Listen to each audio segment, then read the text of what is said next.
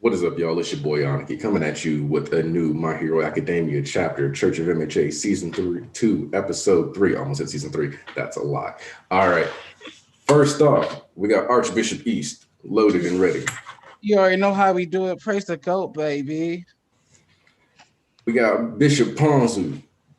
Let's go! You know what it is. And we got a special guest, Anna, on the channel today. How you doing, Anna? Hi, I'm doing good, thank you. You guys can't see it, but she's one of those Ahsoka fans. So yep. Sorry. it's okay. We got people filtering in. So everybody here already read the chapter but me, right? Yeah. And Panzu. Okay. Okay. I already know East is like, people need to take their L's. So I know East is excited. Anna, should I be excited? Yes, I think so. All right, bet. Let's see. We got 20 people in. Do I want to start already? 23? Yeah. All right, y'all here already. We can start. Like the stream. Let's see. Okay, 298. See if this one stumps me as much as the last one did. All right. Ooh, starting off with an MVA flashback. It was our money that paid for that fish, yeah, as well as your medical treatments, the video doctoring, and Toga's new coat. My Hero Academia, number 298, Sounds of Collapse. Yeah, so what? You got us to thank for your big boss Baldy being here in this hideout and not zonked out in a hospital bed while the Jakku hospital raid was happening. The president of Detnerat, that was the face I showed to the world at large. And after relinquishing the command of the Metahuman Liberation Army, I took on a new leadership role on the road to the revolution. I've always worn these two faces, and ever since our holy war in Deka City, there have literally been two of me.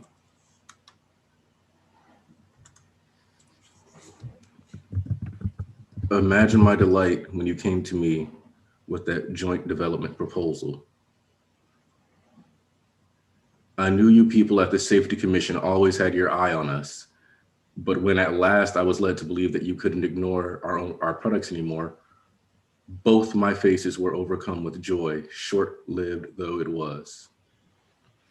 What the fuck?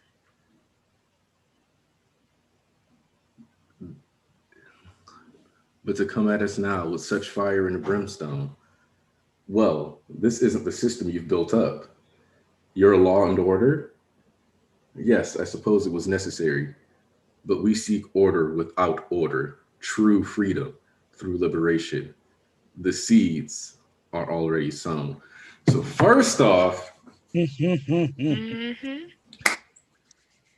That's a W. so what was I telling people? Who was going to have to address the Hero Commission? Damn, that's crazy. Didn't I have people asking me, oh no, bro, like, what? I don't know if we're gonna like address the Hero Commission, bro. And what's this? We out here addressing the Hero Commission.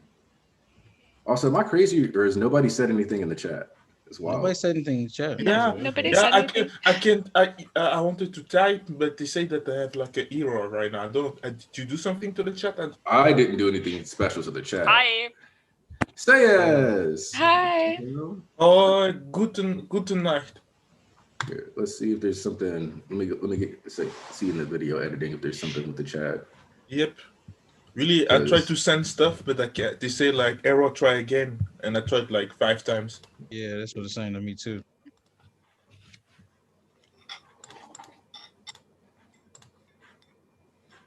Like, hold on.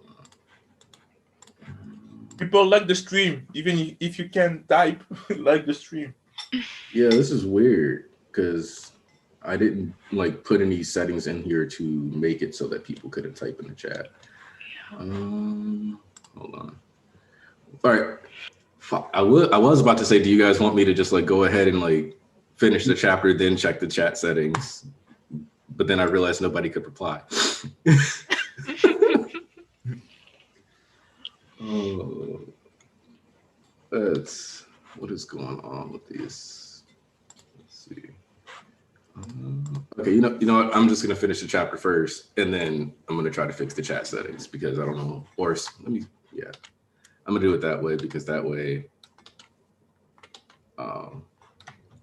Let me see if I can even type in the chat real quick. That'll actually tell me something.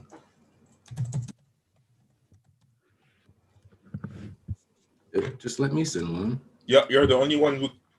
What You're the only one who can write something. All right. Yep. Nope. Sayas just got to send. Nope. There we go. Okay. All right. Chapter's working again. I mean, chat's working, not the chapter. Enfin. Hey, all right, my people. Damn, Drop them that's hail so hories. Drop them hail hories because we already hitting up the hero commission, and they murked people. Horace. Like the stream too, guys. Dicks are nines in here. Let's go. You be spitting in the comments. I appreciate you. The seeds are already sown. Bonjour. Bonjour. Bro, they down. Hero Society just down bad right now. 6 hours after the attack on Tartarus. Attack on Tartarus, bro. It's the new anime. These niggas down bad. I ain't never seen something like this, though. I didn't expect this. This is peak down bad, bro. Like, first off, you got a 55-mile gorge caused in the city. And that was at like 10 a.m., bro. Think about that. It was 10 a.m. when they pulled up on these to do the raids. Dog, this is like the worst 24 hours in Japan history in My Hero. I guarantee that's going to have to be like a talking point at some point. We got Spot with his dog. We got a villain named Spot and his little dog Fido, except it's near high end. Xi'an prison, pulling up. Bagu prison, pulling up at 3:55 a.m. Bro, when he said he wasn't letting y'all rest, when he said tomorrow might not be there, this man said we got the same 24 hours, and I'm gonna show you what I can do with mine compared to what you do with yours. This is some LLC Twitter shit right here. Oh, bro. Through use of emergency aircraft that requires an official biometric ID to operate, the escaped prisoners from Tartarus and the near high ends proceeded to attack 7 other prisons, freeing additional convicts from 6 of them. Huh? There. The groundwork is laid. What a thrilling day we've had. The sudden rash of violent escapees should hamper the authorities pursuing me. And now would you good people be so kind as to stand guard while the body rests? We got along more than I thought, bonded over video gaming and stuff. Who are you? You're not the guy I agreed to follow. Have no fear. I hold the greatest respect for Tomura's will. This body simply needs time to rest and be perfected. But once it is, our desires will come to fruition. 2 days later. I love Spinner so much. All right. Blind VFO emphasis again. I love that Spinner is like, nah, bro, you are not my guy. What is going on here? Is he straight up said Spinner was the most loyal? We get hard confirmation that they were gaming bros. Yes. Hmm? By the way, at this point, if you still hating on Spinner, there's something wrong with you. Yep, for sure. Spinner's What? the goat. Like, No, I like Spinner. I just want him to do to be more present in the story. Like, Ricochet's gonna do it, believe me. yeah, All right. Nice. I just want to Please. Spinner. I'm Spinner waiting got for the big Spinner moment. Spinner got plenty of time for me. Spinner my needs to goal. show off. Let's go. like Spinner is the spirit animal of Archbishop East. Huh? Yes. You're a Spinner to Horikoshi.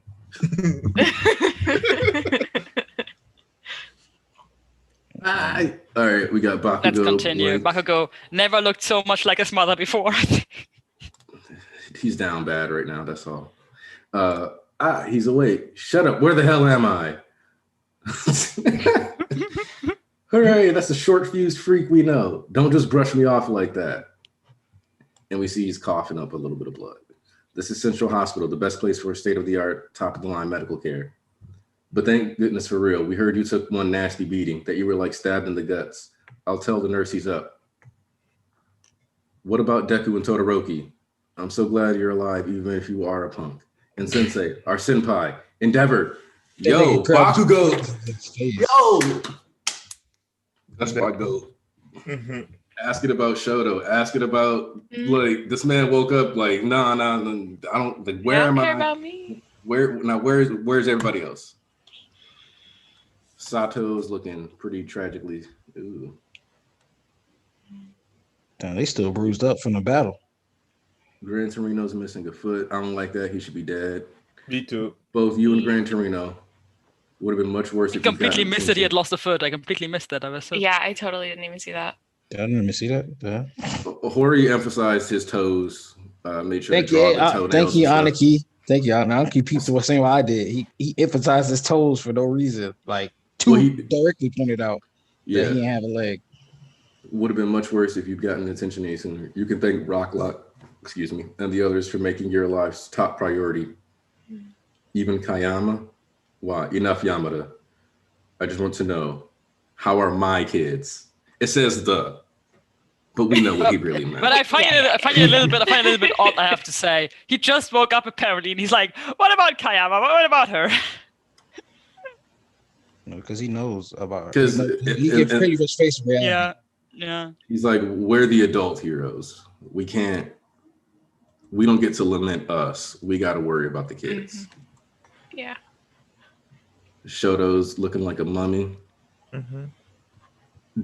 Oh, protesting in the streets. Damn. Oh, wait. Now, I seem to recall a certain 6'1" AnyTuber host of a routine podcast saying specifically that protesting was going to become a thing after this because there's a lot to talk about legally. What's that in the streets? It's crazy. It's just fans waiting for the heroes to recover. Like, it's almost like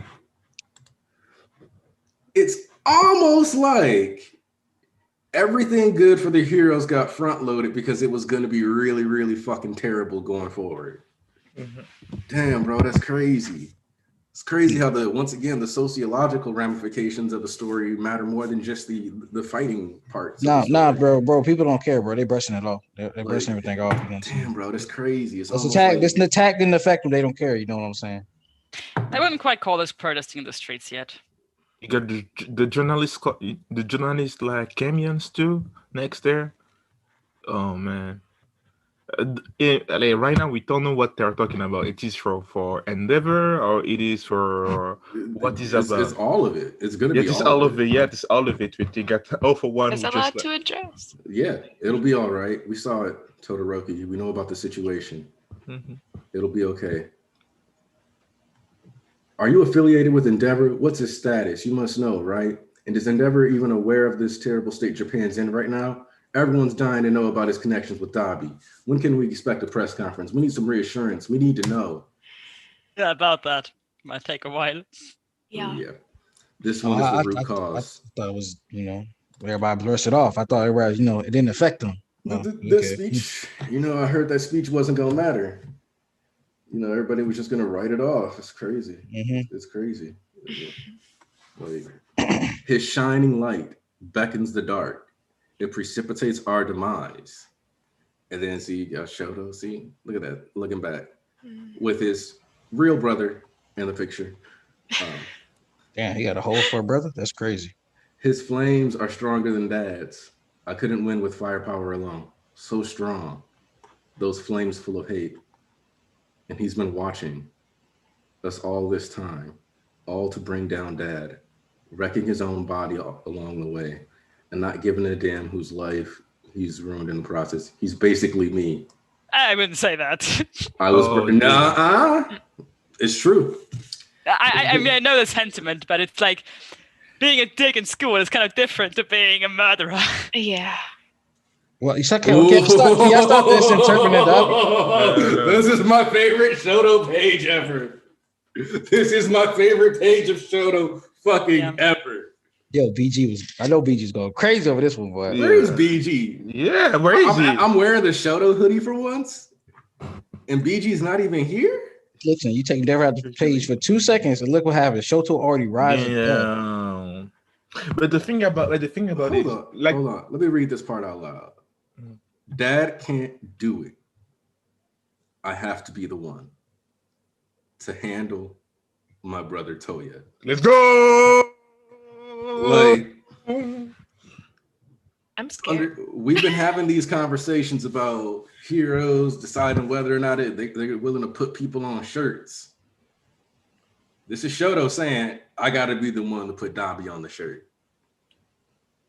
It's good to see that. Let's just continue the chapter before we get all Shoto. Who you mean not too well? Hello. Oh, you must be Todoroki's big bro and sis. His throat's all burned, so he can't talk. Huh? Yeah, you trying to die, man? They told you not to be up and about. Cram it, and the strain from all that yanking is going to kill me even harder. So you don't care then? Sure. There's no stopping him. He's dead meat if he thinks he can die on me. Todoroki and the others are conscious, at least. All of them except for Midoriya. He's shown no sign of waking up. Oh. Are they just talking about the kids? Because Gran Torino looked pretty much out of it still. Endeavor too. So. Yeah, Endeavor's in surgery right now. If you go back to. Surgery in progress. Mm-hmm. Oof.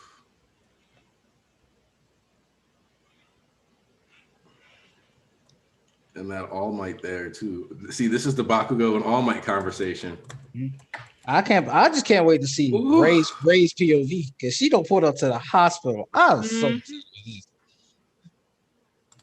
Oof. it's amazing though because he can't talk. So this is really gonna be a down. This is really be the true blue truth of what happened with Toya and them because Ray don't have the biased ass fucked up POV like everybody else.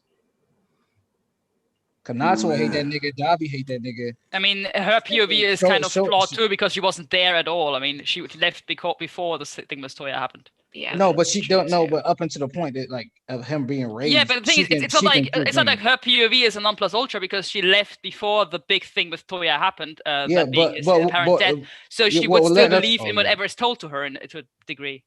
No, but I'm saying like she didn't leave like just like okay one day like she didn't leave. No, she didn't leave. I didn't say that, but that she wasn't there. That's the thing. She can't say what happened to Toya because she wasn't there. All she can say is things that were told to her, which again makes her perspective not just flawed, but maybe the most flawed of all because hers are flawed by her own flaws that might come from herself, from her own perspective, and from the flaws of the person who tells her whatever happened.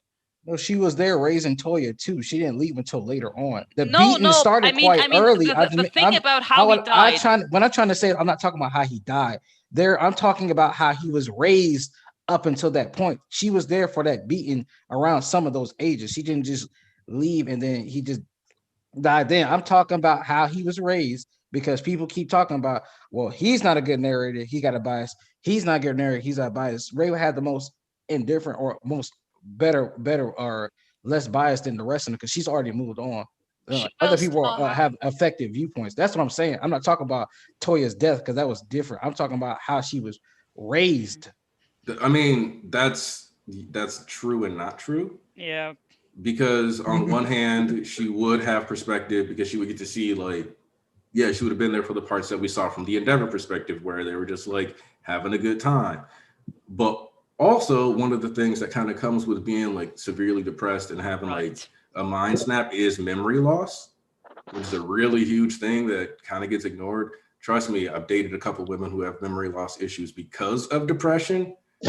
It's a massive problem. Yeah, there's also the thing that not just because of depression, but she had a whole mental breakdown, and she's now in a way we can already see that in the way she talked about Endeavor during Pro Hero arc, she's kind of rationalizing things that happened to her and kind of excusing Endeavor even to some degree, and she may just continue doing that. Like, it's not like she has the non plus ultra perspective, because yeah, she's in a neutral perspective in terms of Toya and Endeavor mostly, but she kind of loves them both, or at least she loves Toya, and she seems to care at least about Endeavor to some degree, and she seems to already kind of excuse some of Endeavor's behavior and maybe put some blame on herself that is unwarranted. So she's not really all that neutral. Like, yeah, like she's got her, like, the combination of her own traumas and stuff. Yeah. You know. Oh man. All right, real quick though. So we had that conversation about whether or not the villains won or lost or whatever, and we had that multiple times. How's everybody feeling about that now? Villains W, villain L, like which one is it? Also, I just realized the W. I always. My stance has been known since the Yeah, beginning. W. Villains Yeah. W. Well, of course, yeah. My stance has been known since the beginning. You know this. Yeah. I mean, the heroes are all in prison, in hospital, and the public is really curious as to what happened, and the villains just got like, I don't know how many new allies. Right? Yeah. Also, what happened in prison number 7? That's the only question I have going out of this. What's happened in prison number 7? They're like, yeah, we went to 7 prisons and we freed them from 6 of that. So what's with the 7th? I did notice that. I don't know what the fuck that means. I think that was just a I think if you count Tartarus, I think that was a mistranslation. I think that was just like, I don't think so, because it said it's like in one sentence. It can't be I like think it said 7 other prisons. Yeah. Other, like implying that they're not counting Tartarus. Yeah, and even if it were Tartarus, they'd still say that they freed people from Tartarus, right? I mean, that would still be one that counts, where they freed people. So it's kind of, it's really odd, because it's like within one sentence. If it weren't within one sentence, I might put it on like a mistake. But within one sentence. Maybe they just weren't able to get. No, here it Out is. of the last one. No, it says the escaped prisoners from Tartarus and the near Hylians proceeded to attack 7 other prisons, freeing additional convicts from 6 of them. Damn, There's that can't. I doubt that's a mistranslation, because they make a distinction. Yeah. Intentionally. Yeah. I mean, maybe there's a prison there they just don't like the League and they just rebelled against the League right away and killed them. Yeah, all. I think they were just only successful at 6 of them. I feel like I don't think that's the case either. I think that there actually is something that happened at that 7th prison, but that's going to be revealed later. Something definitely happened at that 7th prison, but I don't. Maybe they made them all into Nomu test projects. Oh gosh. Unwilling Nomu test projects. The first thing that I would like to talk about was the fact that Twice Quirk was used to make a clone of I forgot his name. Redestro. Well, yeah, we saw that. When he was alive, or did All for One copies work? That was during the raid. Hold on. It wasn't even Twice that made that clone. If you remember, he duplicated Twice's quirk into Monchan. Was it Monchan at the beginning of the Liberation War arc? Yeah. Point is, we had the little Nomu that had the quirk too, so that's why Twice was still able to use Sadman's Parade. They would never lock Twice's quirk because he's got a cap on what he can make.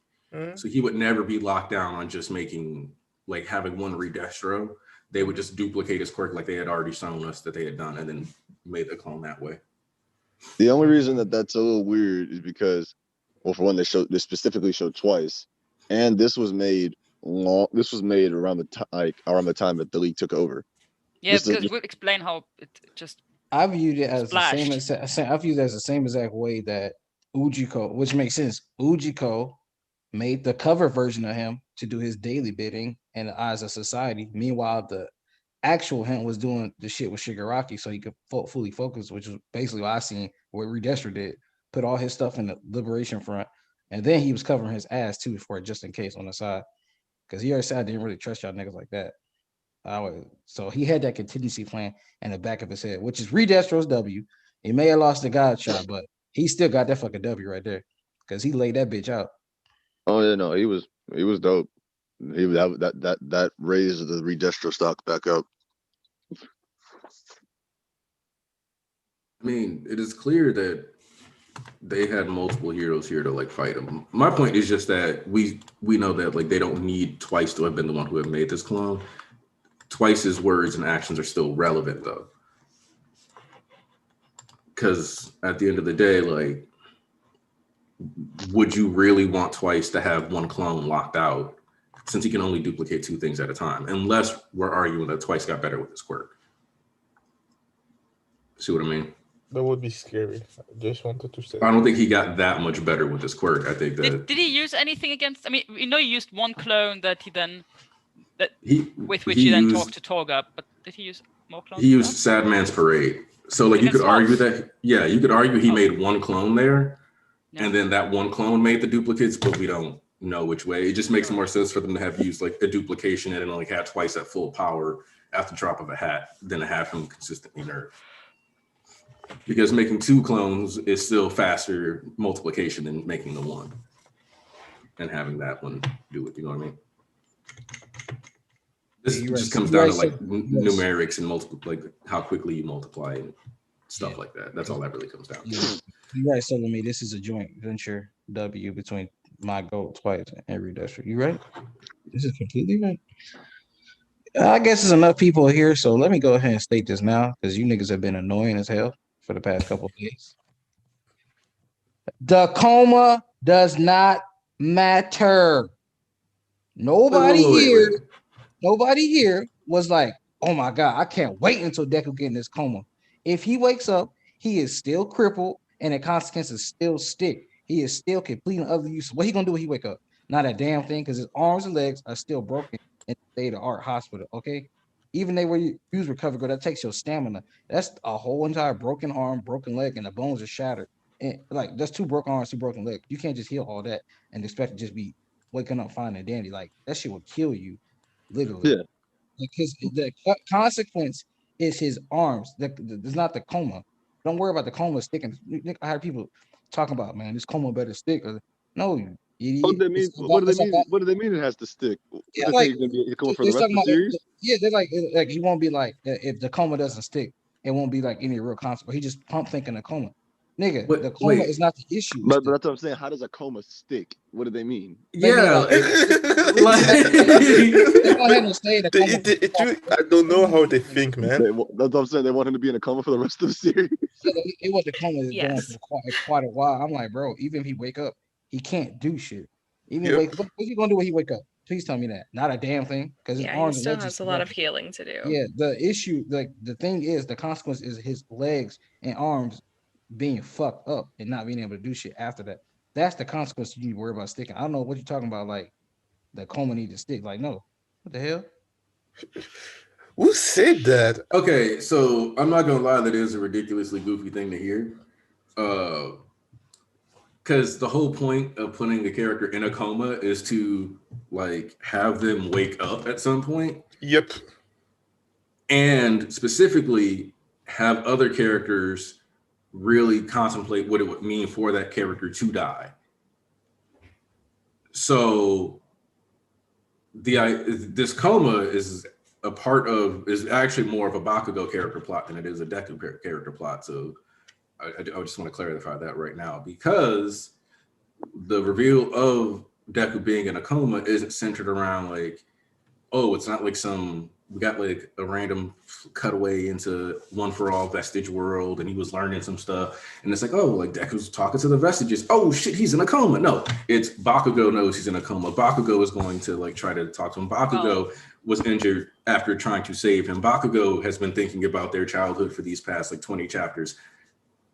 It's about getting Bakugo there and him interacting with Deku or All Might and having that conversation like be about like, okay, I fucked up, Deku. You cannot die here because I haven't even actually gotten to apologize yet, et cetera, et cetera. That's what this is built up for. So I need the coma to stick. I partly disagree. I think it also has to be a Deku plot. You think you can't put in Deku is in coma and after 2 days hasn't shown a sign of waking up, and then not include some sort of consequence for Deku also.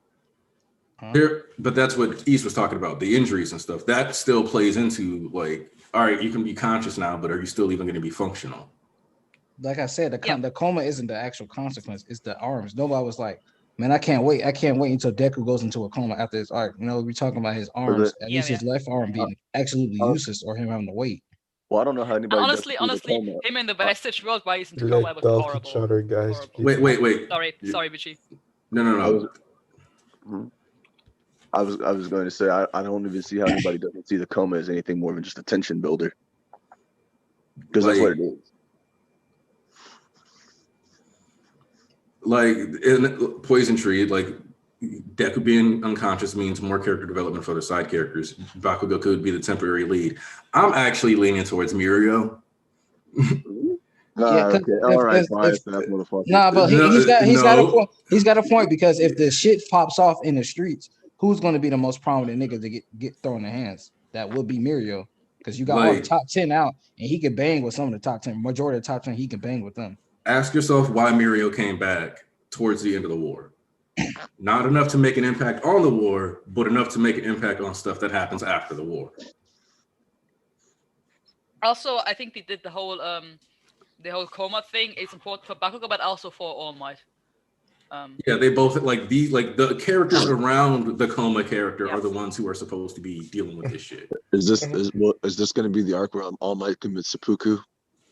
I mean, Inko gonna stab his ass. But then Deku wakes up and stops him. Inko gonna snuff that nigga out before that. And also, like, could we get a Bakugo arc? Yes. Yes. Sure.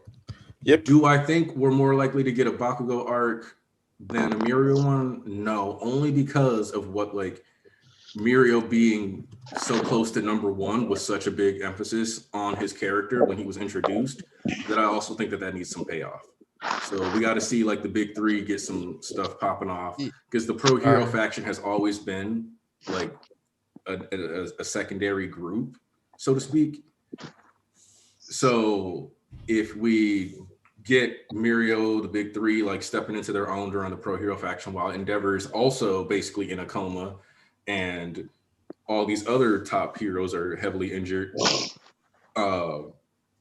then it just kind of makes sense that we have to get, like, top tiers that are out there and also just not heavily injured, because we don't know how long Bakugo and Shoto are supposed to be hospitalized either going forward. Shoto can't even fucking speak. That's an issue right there. Man. And mind you, this is the top medical. They made a mention to point out this is the top medical facility, and these niggas still have their injuries that they need to actually physically and normally recuperate from. Not only this, when we think about it, Taurus has said the right thing. Inko putting All Might on a t-shirt. Man, that's facts. Yes. Speaking of Mirio, we still haven't seen Mirio dealing with how the fuck Tamaki doing, because you know he fucked up. Yep. Yeah. There's a lot of people we don't know anything about right now. Yeah, there's a lot of injured people that we haven't seen yet. And for me, I don't understand why Gran Torino is still alive.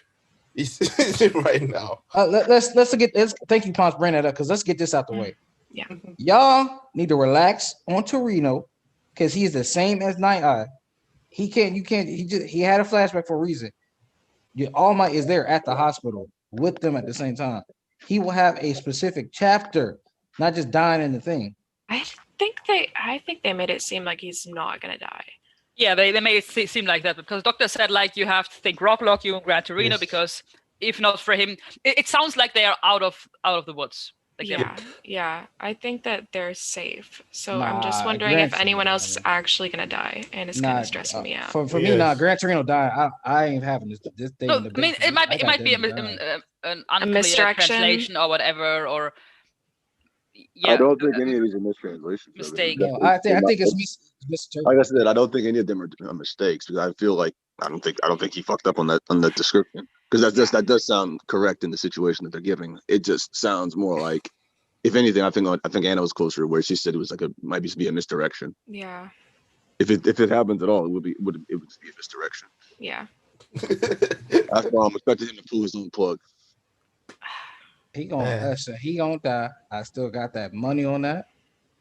I don't know, man. But the thing about it, one thing that I also will point out, though, is that he is sitting here laying in bed thinking about Shimura. So with his cape off. But you know what? I ain't going to this when he die. All right. I hope if he does die, fucking he gives that cape to Deku. He gives that cape to Deku. No, Deku he's gonna give that cape to All Might because like, it is more for no, just to give it to Deku. You know what I mean? Because Deku right now is in a coma. So if he dies, no. I mean when Deku is back up and running, I hope he takes that on. okay. Part of his uniform. He's gonna wear that in the hospital bed. No. You know what I mean. You know what I mean. Turn that into a cover, nigga. My issue with that is that I personally don't want Deku to get to talk to Gran Torino before he dies. I like what somebody else said in the chat. I don't want him to. Me neither. What somebody else said in the chat is that like Gran Torino's alive, so All Might can talk to him. That I like. Like I could okay. If we get that, I want that within like the next 2 or 3 chapters because I could see it kind of playing out where like Bakugo goes into Deku's room and All Might leaves to give them privacy and goes over to Gran Torino's room, and then that's how you get that interaction. So that it's like an organic, like I'll give you some privacy because you're probably not that happy with me right now, Bakugo. Or Bakugo kind of snaps on All Might a bit. Everybody pulls away. All Might goes to talk to Gran Torino, and then that's it. Another thing about it. Not Muscular finding the hospital and killing Gran Torino. Jesus. I see some beat that was hilarious, dog. In that vein, I can actually see a scenario where Gran Torino for now seems out of the woods, but he's like a 70-year-old man, so might just turn for the worse his condition. Because the thing is, I think now that I think about it, in this particular chapter, they tried not to focus so much on the actual losses and put more the focus on Shoto and Deku and Bakugo on these 3 characters. Like, for example, they didn't talk about Midnight at all. They mentioned her very shortly, but then pushed that away. Even though it's clear that we will get a Midnight mourning chapter, grief chapter at some point, or at least we will grieve her at some point. And the same thing would be with Gran Torino. If we had said like he's dying or he's dead now, they would just take away from the shock of Deku being in coma. Wait. Larry crying for. But the attention, it would take the attention away from these other things that. Basically, says it's saying that if you throw somebody's death in the same chapter that you throw somebody in a coma, you're gonna walk away with the feeling of but that other nigga died. Oh no! I know. I get what you meant, but I was just more like, I don't know about that. But if you mean in the same chapter, I agree with that. I want you to mean in general, like in the same time frame. No, I already said. I was talking to you. Wasn't in the VC. I was BG, but on Friday I was talking about like this coma. I was like, it's perfect time. And I said this a while back that Deku, even Deku was awake, he wasn't going to be able to say goodbye to Gran Torino because how the fuck is he getting out the bed? The doctor's not going to let you get out the fucking bed. And what you gonna do is like, yo, listen, Sarah, who gonna roll him? It's a rolling bed, I guess. It means it's a hospital bed. You can't put this everywhere. And who gonna be like, Midori, let's go. He can FaceTime. pushing him on the bed. You funny. Let me say, I think a hospital can find a way to give somebody means to say a goodbye to a dying patient. Yeah, like I said, put him on a Zoom call or some shit. You funny. No, the point is, it's not they're not gonna let Deku just like get up and go like this, that, and the other. He's gonna be stressed. They're gonna be too busy focused on getting to like trying to stabilize Terrain because he's dying. Honestly, Deku having broken legs, it's perfect for him not being able to go see Gran Torino. Exactly. Even if he wakes up, like they're not going to be like, here, I'm going to roll your entire hospital bed. Thank you, Aniki. Gear and everything over there so you can go talk to him. Also, there's something else to note. Somebody reminded me. Well, I mean, it is important to notice that they did put like a whole little focus on the fucking heart monitor. Yeah, I think that's more. I think the injuries won't stop him from, because if he's just injured, he will just try to go to Gran Torino. So at that point, the hospital would be smart if they just put him in a wheelchair and wheel him over. He's talking about Gran Torino. I was talking about Gran Torino. Yeah. Oh, sorry. Yeah, Gran Torino. He's got his own little. They like zoom on the heart monitor. They put a focus on the heart monitor that he has. And the thing about Shimura too. That's true. I don't know how they think this man living, bro. He just getting a special chapter. He's too prominent to literally just kill off like right. If he didn't die in the war, it's obvious that Horikoshi saving him for a special chapter, a send off.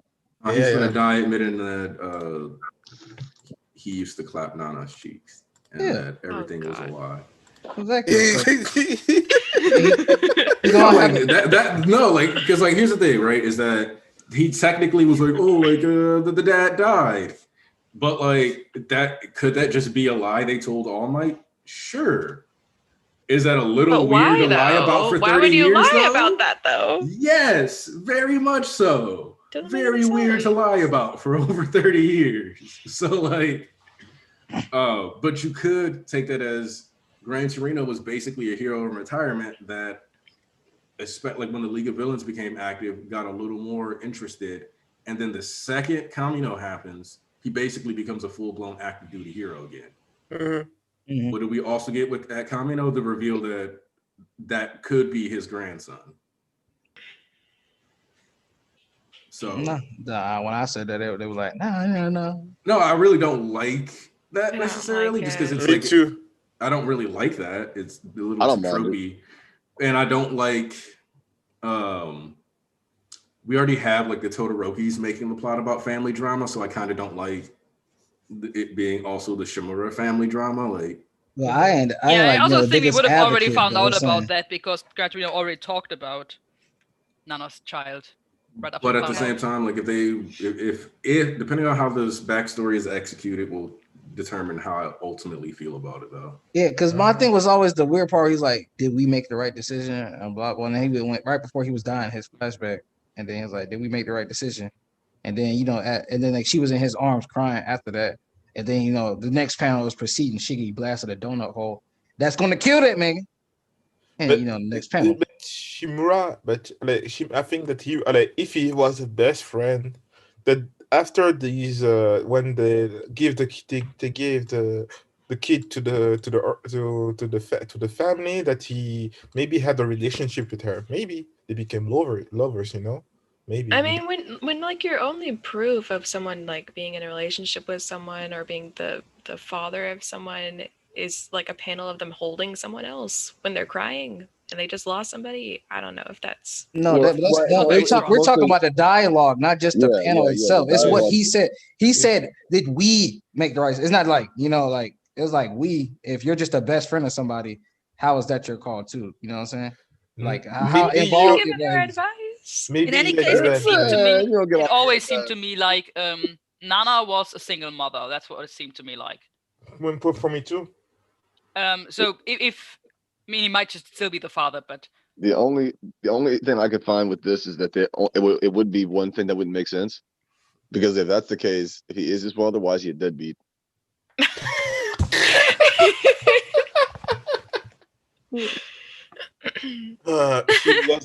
He was the user of one for all. Just adding to the roster of deadbeat dads in this. All right, hey, Aniki, so saying it again and again, being a hero and having a family doesn't mix well. That's part of why. Like the other thing that makes it weird is that Gran Torino not being that attached to heroism seems odd to me. Like I feel like if you're gonna go through all these steps, and like as far as like even abandoning your child, regardless of whether or not Nana dies, you have to stay being a hero at that point. Yeah. Like you literally abandoned your kid, and you're gonna give up on the career that you abandoned your kid for. Yeah, that's what I'm saying. Like that's part of why I'm like I don't. That's the only part about it that doesn't make sense to me. Although even if it's not his kid, it's still kind of shitty. Like that would be that low-key that would be shitty too. Like abandon your daughter, abandon your son, like. Because I think he just said I got my license so that I could like teaching license for like a year, just for like so I could do stuff for like a year or whatever. But I didn't really need to be a hero like that. I just needed to use my quirk for a while. Dickhead. So what is it? Like he's an ass. No, he's not the father, guys. If we assume he's the father, I mean, he's not even the if he- I father, mean, he's not even an if ass. He's still an ass. Yeah. Why is he still an ass? Man, he said I only got this license so I could exploit the system. That's Oh, not so he ass. can teach, so he can That's what teach. people do. That's what people do. That I mean, That's what people I mean, it's right. That's what Nigga people said do I in was gonna general. Nigga said, If you need some stuff, if you need something, you use the Nah, system that nigga- because the system use you too. Nah, he got- hey, he got- Anarchy. I'm gotta laughing teach because him of that. son. Hey, Anarchy and Co. Yeah, so the teaser for the next one, $2.99. A society on the verge of collapse. Is there any hope left for the heroes? Exclamation point, question mark. You're the best. There around. actually you reminded me of something. There is one thing that I don't understand. Mhm. So it's been 2 days, right? Uh-huh. And it's been like a day and a half since the villains of all these 6 prisons have been fucking like broken out of, right? Yep. Yes. So, what are they doing? Because no one seems to be reacting to it. Plotting. No. They're right. They are reacting to it. I think So what I'm going to say here is that because we got the students focus, Mhm. they care way more about like the kids at the moment. So it's like, hey Bakugo, oh my God, you're in critical condition. Let's talk to you about the fact that you're in critical condition so you don't fucking die. Let me not mention to you how Prisons, okay.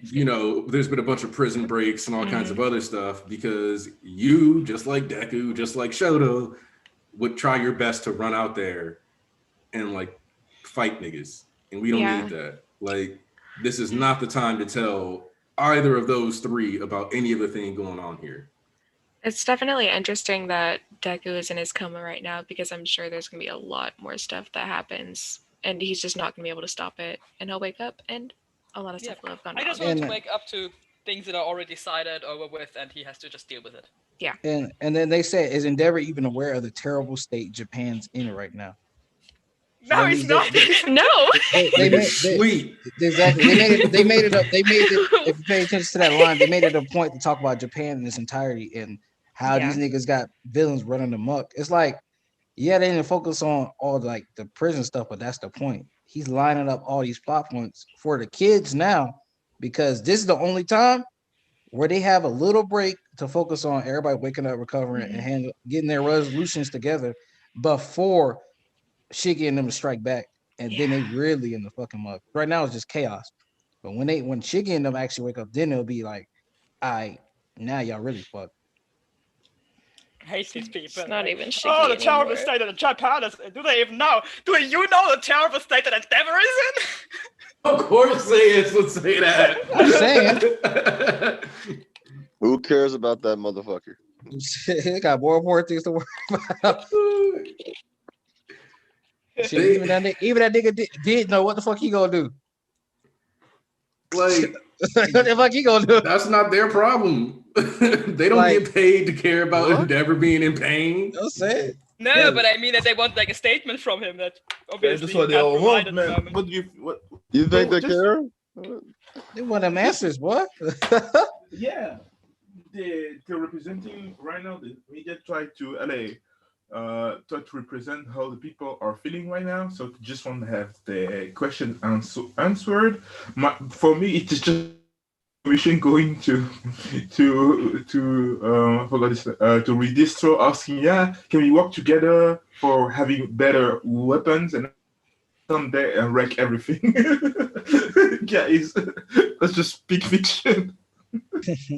All right. Let's I guess we get to the once again annoying part where people jump on the gun. Wait.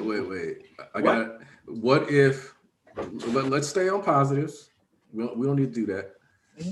I mean, it needs to be addressed though. But I know you calling. Cause son out here spitting in the chat right now lately, like, Oh, which already know that son's gonna drop a dope ass color in at least one or two off this chapter because it's all emotional and shit. that. I love you, son. But what if at chapter 300 Nezu visits the hospital and disbands UA? I think getting the Nezu reveal that he's the traitor has to come up. Like I'm very big into the Nezu's a traitor, Nomu type thing. Yeah, we on the same boat now. I love it. Nezu is also proof of my quirks are a disease theory in my eyes, but that'll get explained later. Yeah, so but well, that actually ties into two things real quick. That ties into what I was just about to say, because people over here trying to, oh my God, the kids going back to school. Nigga, it's been 2 days. They need time to actually shut down 1 month. I don't know what you talking about. Wait, as soon as oh, never mind. Y'all niggas need to hold your horses. And nobody said UA finna continue on like ain't shit happen. Like the fuck, like it's been 2 days literally. Just because they in uniform don't mean shit. And you still and notice how some like who's all missing? Ayama's missing still. Ayama's missing here. It's like I know where Tokiyami's at. That's already obvious, fair point. But like y'all niggas need to wait 2 seconds, but y'all never do. Y'all always jumping the gun. So like, but that'll never surprise me.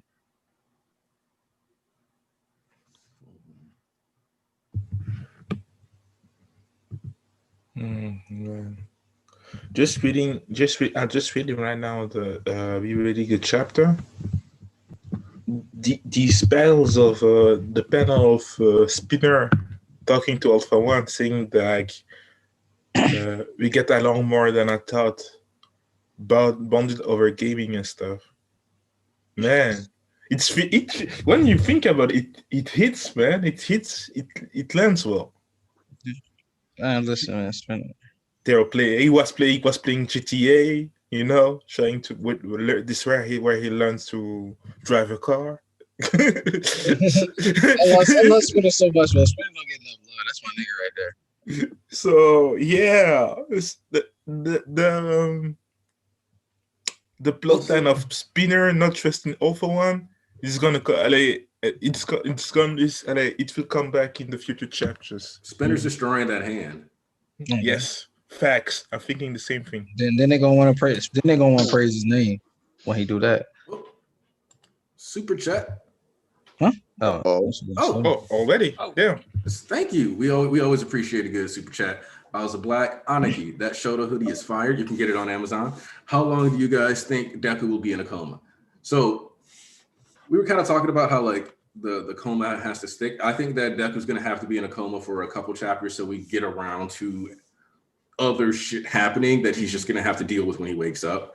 So like once we get like, I think like Gran Torino dying, for example, Bakugo standing there like at the foot of his bed, just ranting, Uraraka finally, like, because we haven't seen Uraraka this chapter. So once we figure out like what's going on with Uraraka, I think that like, that's like something that while maybe not everybody cares about Uraraka, the fact that she wasn't in this chapter also means that's going to be a big point. Because we saw All Might, we know Uraraka cares about Deku, though, like one of the most out of everybody in the class. So where is she when all these, all of our boys are in a coma or waking up? Like Bakugo was still out for like 2 days. Did we see Ida? Yeah, I was just about to say we didn't see Ida, Kaminari, Floppy, Ichiko, Aoyama. Oh yeah, Aniki, you should be. I guess you got your wish. What? Fucking Tamaki was trending again this week. Oh yeah, I thought I saw that and I was like, I bet that's fake again. Yeah, no, I kept seeing stuff thinking that Omiki was dead, or sorry. I'm actually starting to get scared that they're gonna do that exact same name is gonna trend every fucking week until they show that nigga. Because they keep thinking, because for some reason they think he's dead for almost nothing. I'm fine with it. Keep letting it trend so that way at least like it's not even fake, but at this point it's not even fake spoilers because nobody talked about Tamaki this week. People tweeting about him. I have no idea where this comes from. Anyway, I want to ask something else. Notice in the Shoto parts, the shadowy figure, is that Rei? And if so, does it mean that she's doing better if she's now able to? Well, she was already on the road to recovery, and it was just less to believe like, oh damn, because of Endeavor's bullshit, she's going to be set back. But no, it's just showing that she's powered through it. Right, that's what I mean. Yeah. Because there was this long discussion whether because of Toya should have another breakdown. So what I like about this is that this is Rei kind of like, one, this is like the real, like Rei finally getting to have a real arc here. Like we could like a discernible one that isn't just us knowing, she like got over some stuff or has been healing in the hospital. Because even if she isn't fully healed, she is now capable of setting aside her own grief and misery and suffering to focus and help Shoto, which her not being able to do that is what led to all of like a lot of this stuff in the first place. She's showing agenda now. I mean, she goes all of her way to go to Shoto. That's her own agenda. That's something she didn't have so far. She just was sitting around and things essentially happened to her. Sunset or Rock out here beating fucking criminals in the street instead of dealing with her problems. The quirk evolution question. That the big thing about quirk evolution stems from My Villain Academia, where Redestro says that Geten awakened his quirk, and then he goes on to question whether or not Shigaraki's awakening his, and Curious assumes that Toga's awakening hers. It's most like for Shigaraki and Toga, it's people misunderstanding their quirks. With Geten, it's one of those things that we can neither prove nor disprove. We just know that the two other times that it was mentioned on screen, it was wrong. So that's how that one pans out.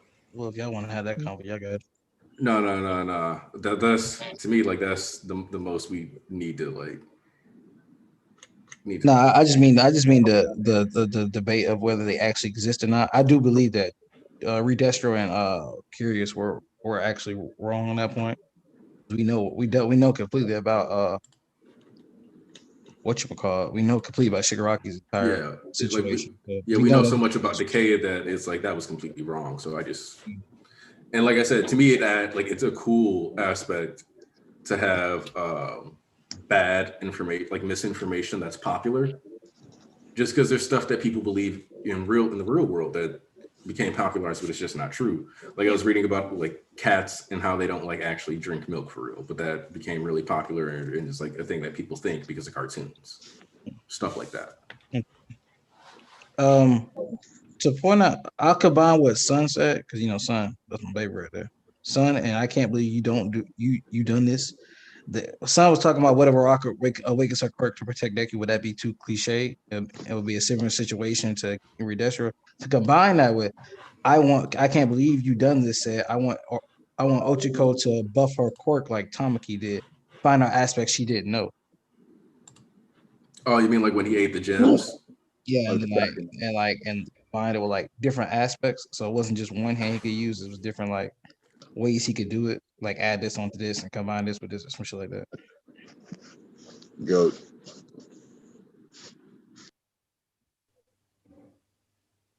I'm typing something in the chat so like you guys can say stuff.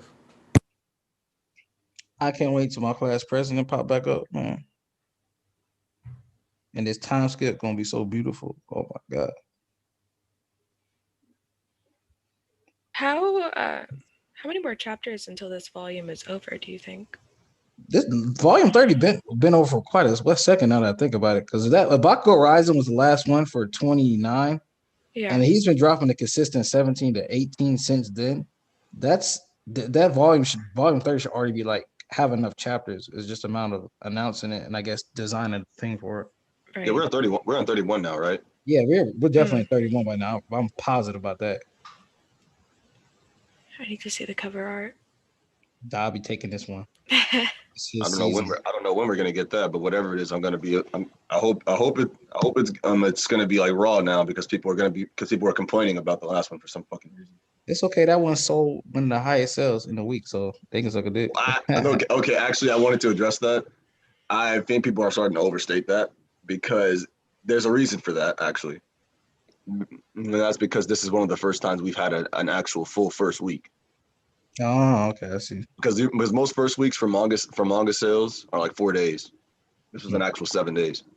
Oh shit! The professor got his goddamn green screen on. Yeah. BG only uses it when he's got his camera when he's got the Earth behind him. So BG confirmed the astronaut. You ain't know? And Rex is confirmed the alien. That lady's out of the world. No wonder they don't get along. You ain't know? Damn. This plot reveal. First, the big plot twist was JJ is actually Battle Foul.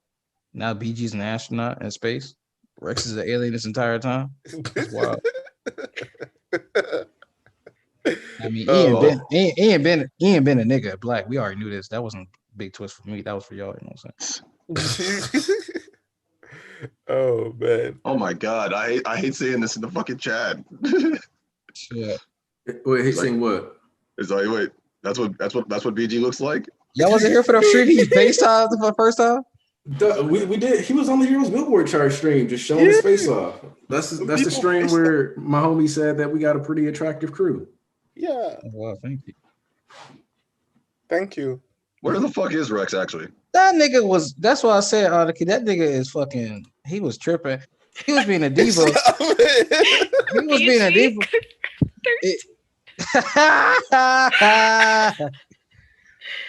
Oh, that's funny right there. Yes, my indeed. God. Did you confirm to be 13? How's he a diva? How's he a diva? Well, it's just like Dusty be saying. He do be catching like attitudes and doing the most. Like I don't know what his issue. I don't know what his issue was with the fucking chapter because he wouldn't say this shit. He just So like, what, oh, see, I'm not gonna call this mid. Y'all just everybody just like this, gonna agree this good. It's like, what was the fucking issue? It's like, nah, don't worry about it. Oh, I'm no, not he gonna be did there. that. So No, I'm he like, did that. nigga, just Okay, but ask that him was what the fuck also is. very pot kettle. I mean, but he did that. He did that last week too when he was like, "What? You can't? What? You tell me none of y'all find this?" I was like, "No, I don't.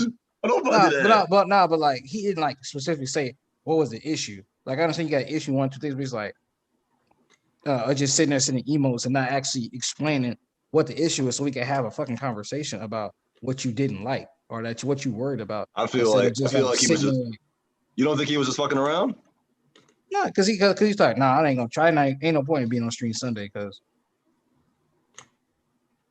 it's just like Come it's gonna get on. jumped. He already said that, like, no point in being on stream Sunday because I'm just gonna get jumped on. Nick, he gotta stop with that. I mean, niggas got to stop cutting them off too, though. Yep, that's true. That's true.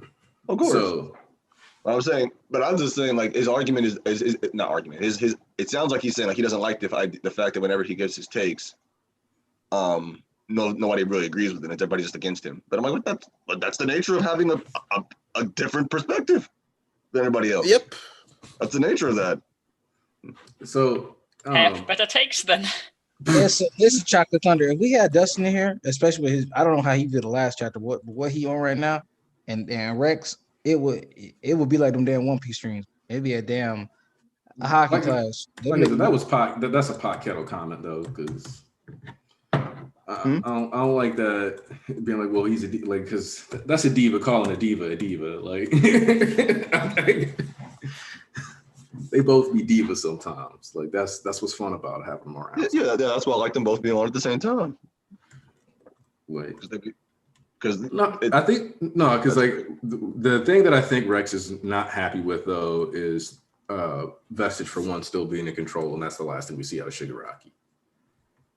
Well, yeah, but I seen a couple other people upset about that too, but I don't see what the issue is because it's not like he's gonna take. It's like it's almost clear now that he's going to be it's only going to be a temporary thing. I don't know how much clearer you can get. He literally said, "All right, I got my body back. Let his Shiggy rest, and then when we wake, our dreams will be achieved." I don't know how much clearer it gets to this. People, it's at this point, it feels to me like people actually want it to come true. Like from what I'm thinking is, I think people wanted Shiggy to kill him, which is what I told everybody to not expect that because that wasn't gonna fucking happen. If people were expecting Shiggy to like get control, like snap, kill him in one chapter, that's never been how My Hero has like worked. It's never been like one chapter later, we out here. Like there's always been like a progression through what's happening. Like there's always all right, you establish, like just like Shoto didn't get over his issues in just one day. You can't expect Shigaraki to be like, all right, let me be better than you at the Vestige control game when this is my first day playing it. Yeah, no, that's why I'm like, I don't understand the logic. I'm like, what was the expectation? Because like, and they were saying he was gonna fight him. I'm like, he's not gonna fight him. He can't fight shit right now. His body's falling apart. They already showed you that. What is he gonna do? Like, there's a difference between like, too often theories become expectations. This is what Yeah. this is I what we're had talking about. a Bakugo becomes a Nomu theory, but I let that go based on the direction the plot's been going, and I'm okay with that. But like, there's this weird thing, and I think it especially like comes like this is especially true. Like it's true in fandom in general. Like CZKKC, like there's a certain level of this is a theory. I like this theory. I'm going to latch onto this theory. If you don't support this theory, you're dumb. This is the best theory. This is actually how the story is going to be written. I have objectively figured out the story, and therefore you are all stupid, and you must believe and agree with me. And then whenever that doesn't pan out, because people like so hard committed to their theory, they're just like, well, it's trash. Because I had clearly deduced everything that was going to happen and figured out the entire story structure. I, alone, with my high IQ of over 169, figured it all out myself. It was me. You can never compete with my intellect. Oh, I was wrong. It's not because I was wrong. It's because the author is bad. Like, that's basically what happens every time now. Like, Yeah, bro. Listen, I'm tired. And like solo me, like you said, that's the problem of being so reactionary. People keep falling to the same cycle or reckoning for nothing. I don't know why they don't get tired of it. I'm not trying to hear that, oh, I was a slave to the moment week to week. No, because then when y'all say that, and then we over here seeing a trust in Horikoshi, then it's running excuses. But then when you over here and it split the script flip and then you look stupid, oh well, it was just a week to week moment, and this, that, and other. That's your reason. But when we say why Horikoshi got this in the bag, it's just we just making excuses. You see how that don't fly with me because that's fucking hypocrisy. Oh yeah, it doesn't make sense because as I keep saying it, I'm like, if you already know that that things are going to it's a week to week format, so you're going to be so you just reacting to what you have, but you know for a fact that some of these things are going to be like answered later on. What is the point of you reacting like and like everything's definitive? There's no point of doing that because you're aware it's not going to be definitive. So what? So it's just like you're just reacting for the sake of it. Yeah, like perfect example be okay. I feel kind of people say let's say somebody else they feel kind of wonky about Miracle come back. I hope it gets added up later on. That's cool. Difference of opinion. That's fine. You okay? You waiting. You being like, man, this shit garbage. What the fuck you doing? Blah, blah, blah, blah, blah. And then you want to get upset when you look stupid later on. Yeah. Nobody told you to trash the fucking mangaka and go off on a rant and a tangent, and then you want to fess up like, well, it was just a heated moment thing, it was just a week. No, nobody told you to go off on that fucking nobody told you to go off on a tangent. Having a different opinion is okay. Nobody told you to go off on a tangent and then like call a nigga out when you was wrong. Like, come on now. It was like me. It's like me. Like as you brought up with the Muriel thing, I was very iffy on that, but I'm not gonna say this is fucking garbage. I don't know where it's going yet. But I did say I wasn't a fan of it, but we could see where. But I was like, I'm still like a very wait and see type of person on this type of shit. Because now I look where we're at right now. I'm starting to see the vision. Yeah, like why Muriel might actually need to be around because like we talked about, a lot of people are in the hospital. Like, like, do we just like the only way to like not like bring it back? Muriel lets us keep people in the hospital longer. That's really what it does. It lets us be like, well, you got your ass beat. So overall, I'm really iffy with people who just are perfectly fine with the show and then read one chapter and a character takes like a left turn and they're like, oh, I hate that. This is all trash. It's like, no, wait, where that left turn takes him. I mean, you can't make an opinion on the manga or where the story is heading just based off like one or two panels or one thing that's going to happen. And it's so many people do that. They just read the chapter and of course, if you're skeptical because of one turn, because you didn't expect something, that's fine. But to trash something just because something happened that you don't like in that same, like the same day that you found out this is happening, you're like, it's trash. No, wait, where it's gonna take you. Exactly. Like, all right, real quick, gotta acknowledge Giorno Giovanna. Love the stream. Do any of you think there's a decent chance Deku is currently in the Vestige world? This is actually a conversation that I want to have anyway.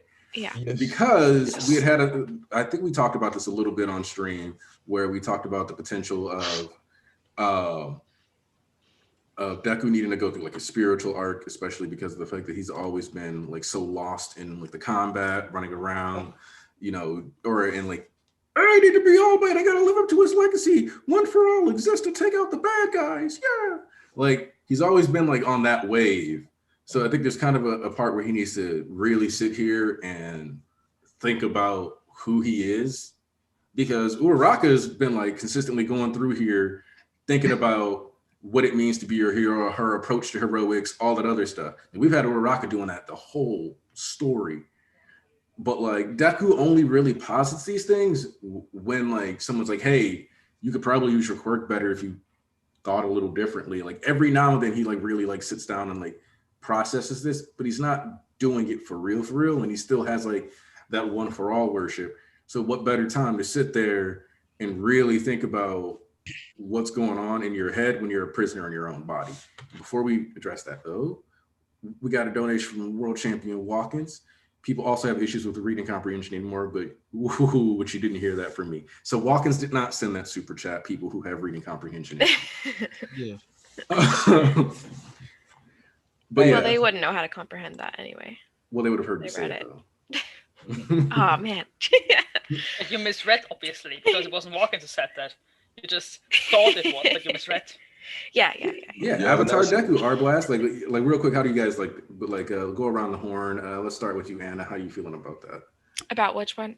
The The Avatar vestige? Deku. Yeah, Oh, like Avatar sitting Deku? here, well, like sitting here doing the vestige talk, spirit journey through his talking to the predecessors.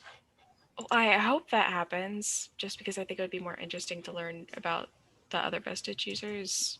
Maybe he's got more of a percentage of his body in there now. But I mean, he's also pretty messed up too. So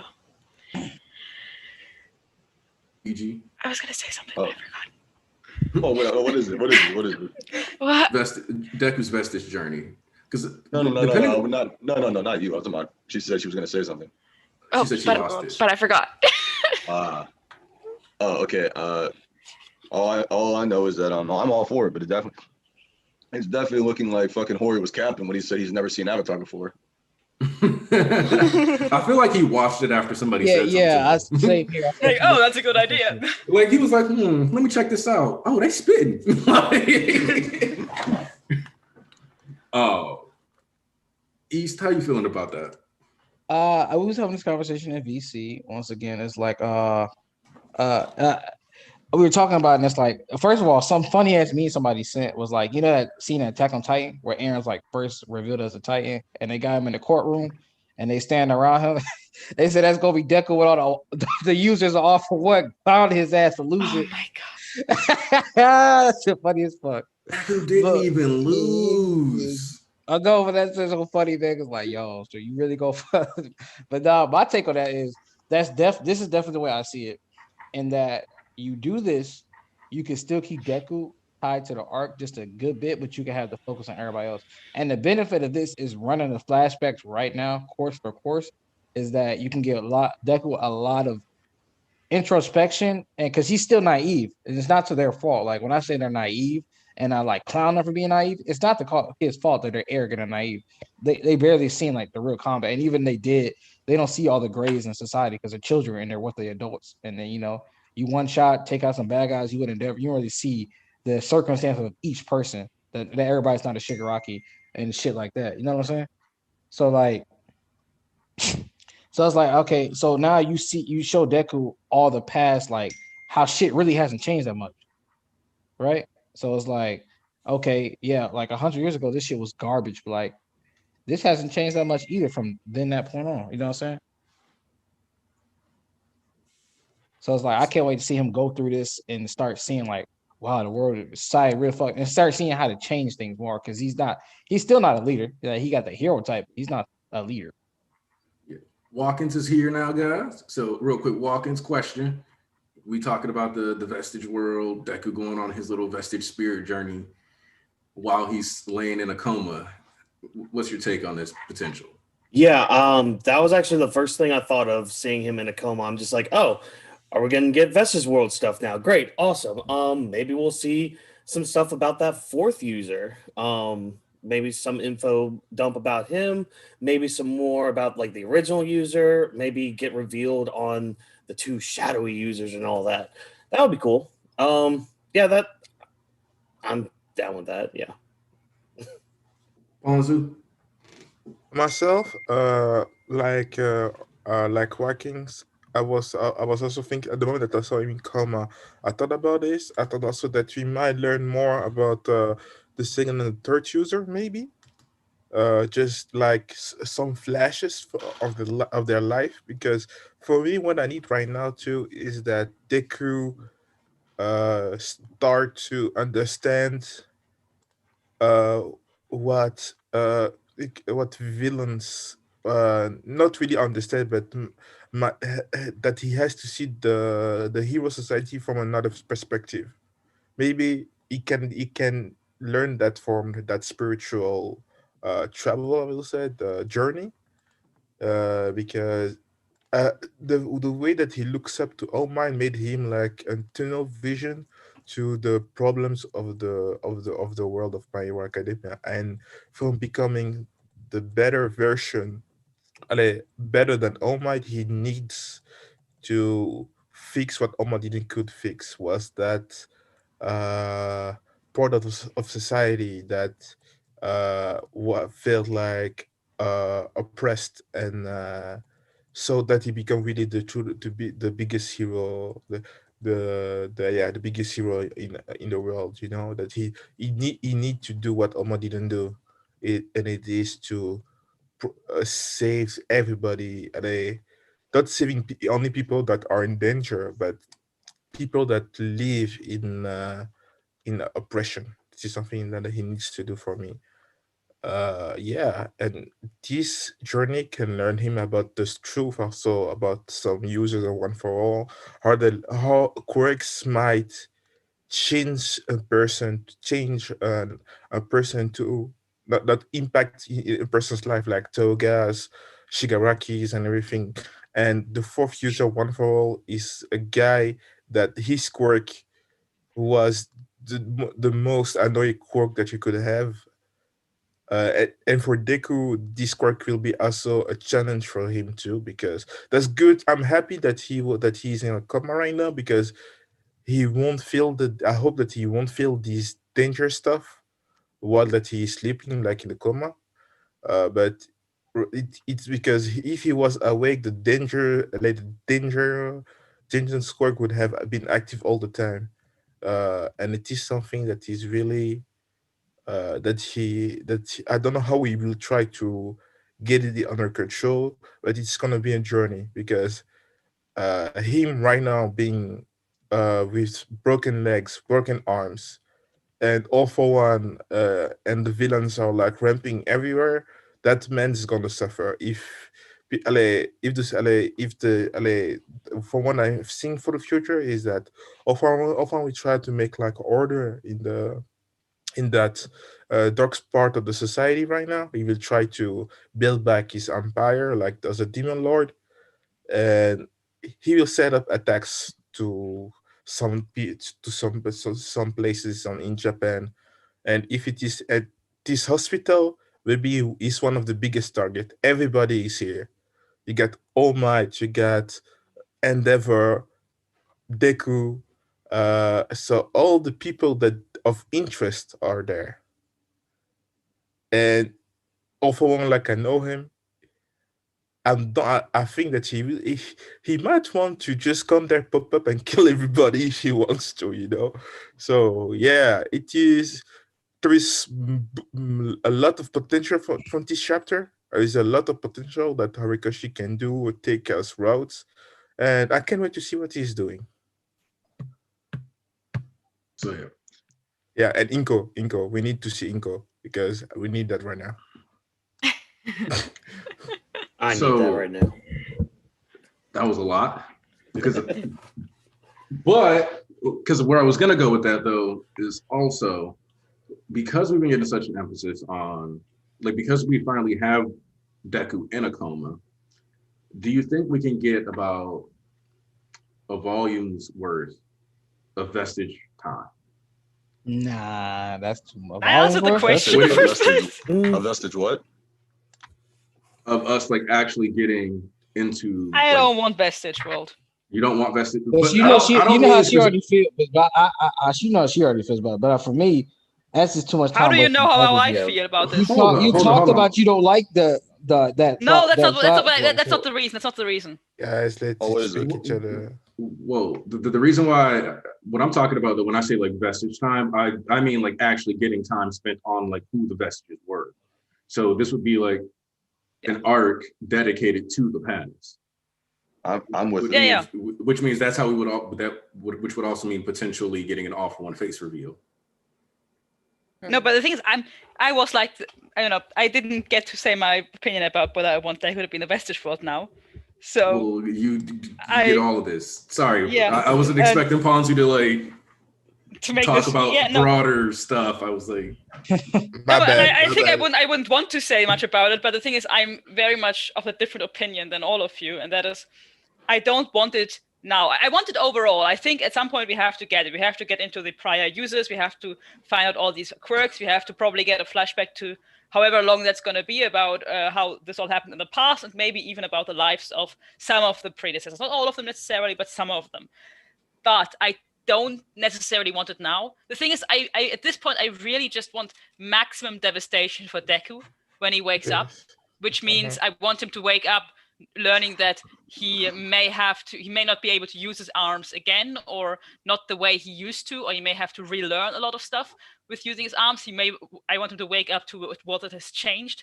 I want him to wake up to a hero society that is basically on the brink of collapse or already collapsed, and I want him to wake up to finding out that all these villains have escaped, and so on and so forth. I want to find all this out and then think like, there's so much I don't know what to do. And I feel like if he comes out of this vestige world, having learned about all these predecessors, now the past, and about the quirks, he comes out with essentially with a power up.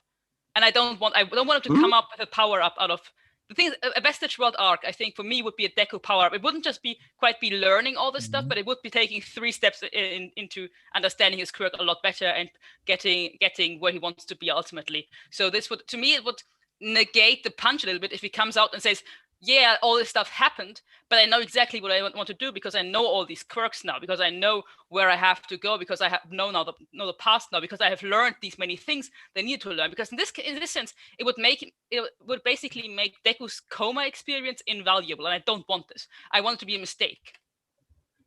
Look, okay, for me, I don't agree with that, because I don't think that if he were to go in there, I don't think that he'd just be giving him all the quirk knowledge at once. I feel like if anything, if he goes to the vestige world, all it's going to do is just give him the full story of All for One and One. Yeah, I just want the history lesson. I don't necessarily. Yeah, that's all I care about. I don't need any of that. And even if that was the case, I think him doing all that would be better, because what that does is it gives him a sense of purpose. And then when he wakes up, he realizes, oh fuck, I can't do anything. I can't do any of that. Yeah, it wouldn't even be safe to give him their quirks right now, or like let him use their quirks right now, because he's so like damaged. Okay. No, Wait, real quick. Before we get back into that, I want to address the super chats I've gotten, because I've gotten 3. Oh shit. Yeah. First off, one from Tarnish. Let's go. How are you feeling if Mitsuki blames Bakugo again? At that point, if you would argue that Mitsuki isn't a bad parent, you're a fucking idiot. That's how I would feel about that. Because if she like actually pulls up and tries to blame Bakugo again, and you can't realize maybe she just sucks at this, you shouldn't have children. Yeah, at that point. Wow. Then we wouldn't have Bakugo. Well, let's move to the second one, because that's pretty cut and dry there. Shout out to Tarnish. Yeah, love the Thank you, stream Tarnish. from Juan Love, which Juan Love's been a regular viewer, commenter. I've been noticing you a lot, especially because of that Abby. Just like Alpha Tier's always here too, like Anthony Rodriguez, Chris Green, a lot of regulars here. I love it. Poison Tree. Love the stream. First time using Super Chat, so the first one was a fail. What do y'all think about the danger sense waking Deku up to All for One killing All Might? Ooh. Ooh. I didn't think about that yet. I need that. Give it to me. I like Toss that, but my way. I like that, but the problem if he does that, the problem is, what can Deku do right now? Nothing. Nothing. He wouldn't be able to do anything. That's the point. No. The thing about it is, I don't know. I will ask my question in a better way. Does it happen before his eyes in the hospital? So all for one can literally go touch him taking one for all. You know what I mean? So it's Imagine having to watch a YouTube Wait, video what do you of mean? All This- What do Might you mean? dying. I'm no. confused. If All for One of Shigaraki kills All Might, and that is the moment that Deku wakes up, does it happen in the hospital or does it happen elsewhere? Oh, What you happened mean elsewhere? yeah? Because You know what I mean? no, I get what Ponce is asking because if at that point if he's at the hospital, yes, All for One is petty enough to take the time to kill All Might. Yes. Like be like, I could go get that quirk, but ooh, Toshinori's here. Let me go beat that ass real quick. I would think it would like to think it would happen elsewhere. I think the Because perfect, I would think it would help happen elsewhere. That would make sense. yeah, and you know, It wouldn't make Shigaraki. sense because that would make him kind of stupid. Because that means, oh, I'm going to kill All Might, and then, oh yeah, Deku's there too. No, I'll get him later. Yeah, Yeah, You know, so you it can would have catch to makes be sense. you it can would catch have to be something like the Vestige world, like because of All Might's connection through the Vestige, like the danger sense still senses something going wrong. Yes. yeah, It would have to be something like that, like a the thing- disturbance in the Yeah. force type beat. yeah, the Yep. thing for me would be that since Shiggy's gonna do it more than anybody, Deku can still I wouldn't mind if like Deku seen it on like TV because that's the perfect way to really announce that we here because you act like Aniki said he takes All Might's hand and then he raised that bitch up on that plus chaos beat and he shows to the world that I just dusted All Might and ever out of here like y'all niggas ain't got no hope. It's the rise of Shigaraki, a perfected Shigaraki. Like that's the crowning achievement. So I'm pretty sure that's the point where you actually would broadcast some shit like that because they got skeptic to do it. If they need be. Because yes, it's important for us, but it's important for the world to know that All Might is gone because he still gives these niggas hope somehow, although he's a walking skeleton. Yeah, because I mean, they erected statues to him still and everything. No Google, I do not want to change my name, said, I would love if Inko's first interaction with All Might in the hospital was to slap him and say, you promised me. Yo, Yep. that would be Give that to me as well. Yeah, y'all spitting today. Do you think the theory that Inko might be dead could be true? I only say this because we didn't see her in the hospital room with Deku. So, Oh yeah. Mm. Wait. it Yeah, is a where is little she? weird that she wasn't in the hospital right now. But I mean, to be, I was but gonna say, I'm also gonna say that with the way that the crowds and stuff are, more than likely everybody who's in the hospital during this chapter was already in the hospital 2 days ago. yeah, that's what I was gonna Yeah. say. I was like, you noticed that on Todoroki's video, had to sneak in there. Yeah, And and they I were mean, still she might bombarding be them. there. We haven't seen that much of the hospital. She might be, I don't know, in the cafeteria getting something to eat, and we just didn't see her now. Maybe not she's picking up We his know dad for a from the fact that she's not airport. here at all. Yeah, and Elisa, for me, I was talking to Ian about that. I was like, so is this the probably time for Hayashi to come back at this point? Mm. Is that a nigga I name? would say so. Yeah, Yeah, Hiyashi. Hisashi Midoriya, yeah, like I never had a problem like people like where's Deku's dad? Like it wasn't what important thing would he really have to come back for if he didn't come back yet? But this is literally like your damn son in a coma. Mm. Ain't no other time to come back to town. Yeah, bro. Like, yeah. ain't no other time to come back to town. Hey, All might my saying, need to visit that son that I have. Oops. Damn, this So- nigga just had to go in and coma. Oh, damn. God. So I just want that Daddy Midoriya saying like, what? we are officially transitioning into the Karen arc, which like that's the thing is that like we talked about the Karen arc, but like now that we actually have people straight up outside, like we want to get answers. Where's our public statement? Like, Yeah. Is it fair to say that we are in Karen City now? No, man. What's I crazy? just need to is see the haircut come into the hospital first, Yeah. and then you just see the then I can bob. fully say. You just see like the fucking bob and shit first, and just walking, turning the hips. I need to speak to You the hospital's heroes. manager. You heroes are responsible for our children on the street, and I want to speak to the commission. Wait. What commission? You right. There it Shots is. fired. Oh no, man! You will see more Karens. Yeah, that would be great to see some and that she's also called Karen. Harikashi, I know that he can do that. Like just to do some fourth wall breaking. He loves to do that. The thing for me is like right now, I just want people going to the mother of Izuku saying, Madame, you're the mother of the crazy young guy Izuku. What is it? Trying to have information from her, that would be crazy, man. Oh I man, we may I have do just want got to. you got it.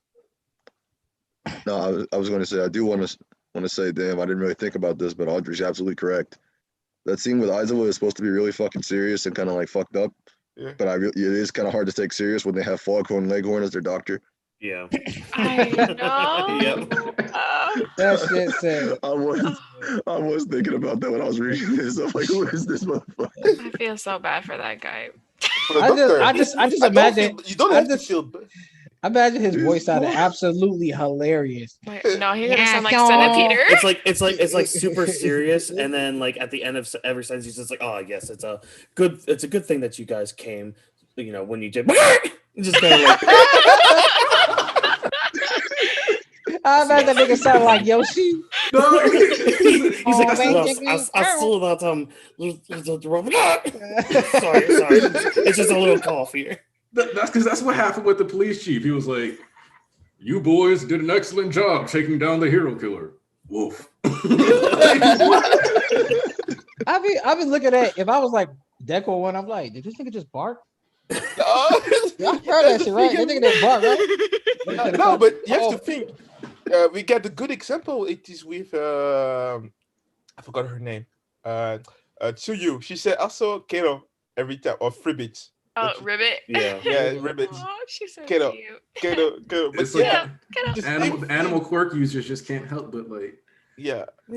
No, Yeah, imagine like him like it. just cheap. Tokoyami don't have an animal quirk. He just have a mutant head, so he doesn't. Yeah, do no, because the- he's he got a You know what I fucking mean? demon. He got a It's demon inside his really- body. Yeah, you're right. It's really to show that it's not. It is because you have an animal quirk that you have like this animal stuff to do. But if you have like, if you just have the mutant genes, you're just like a normal human being. Like you will talk, you will do stuff, but still people will see as a mutant.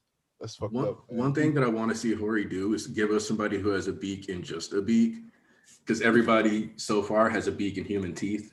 And I kind of just want to see somebody have a bird enough quirk that I just look at them and know that they have an organ that stores pebbles so they can eat their food properly. It's okay, mom, he evolved. But hold up, real quick. We may have gotten the greatest super chat of all, greatest $5 super chat of all time from Whack. What if Mineta is one of the vestige silhouettes, solidifying his amazing character depth and greatness? He'll become the world's greatest hero. Yes. I'm glad I got paid to hear that.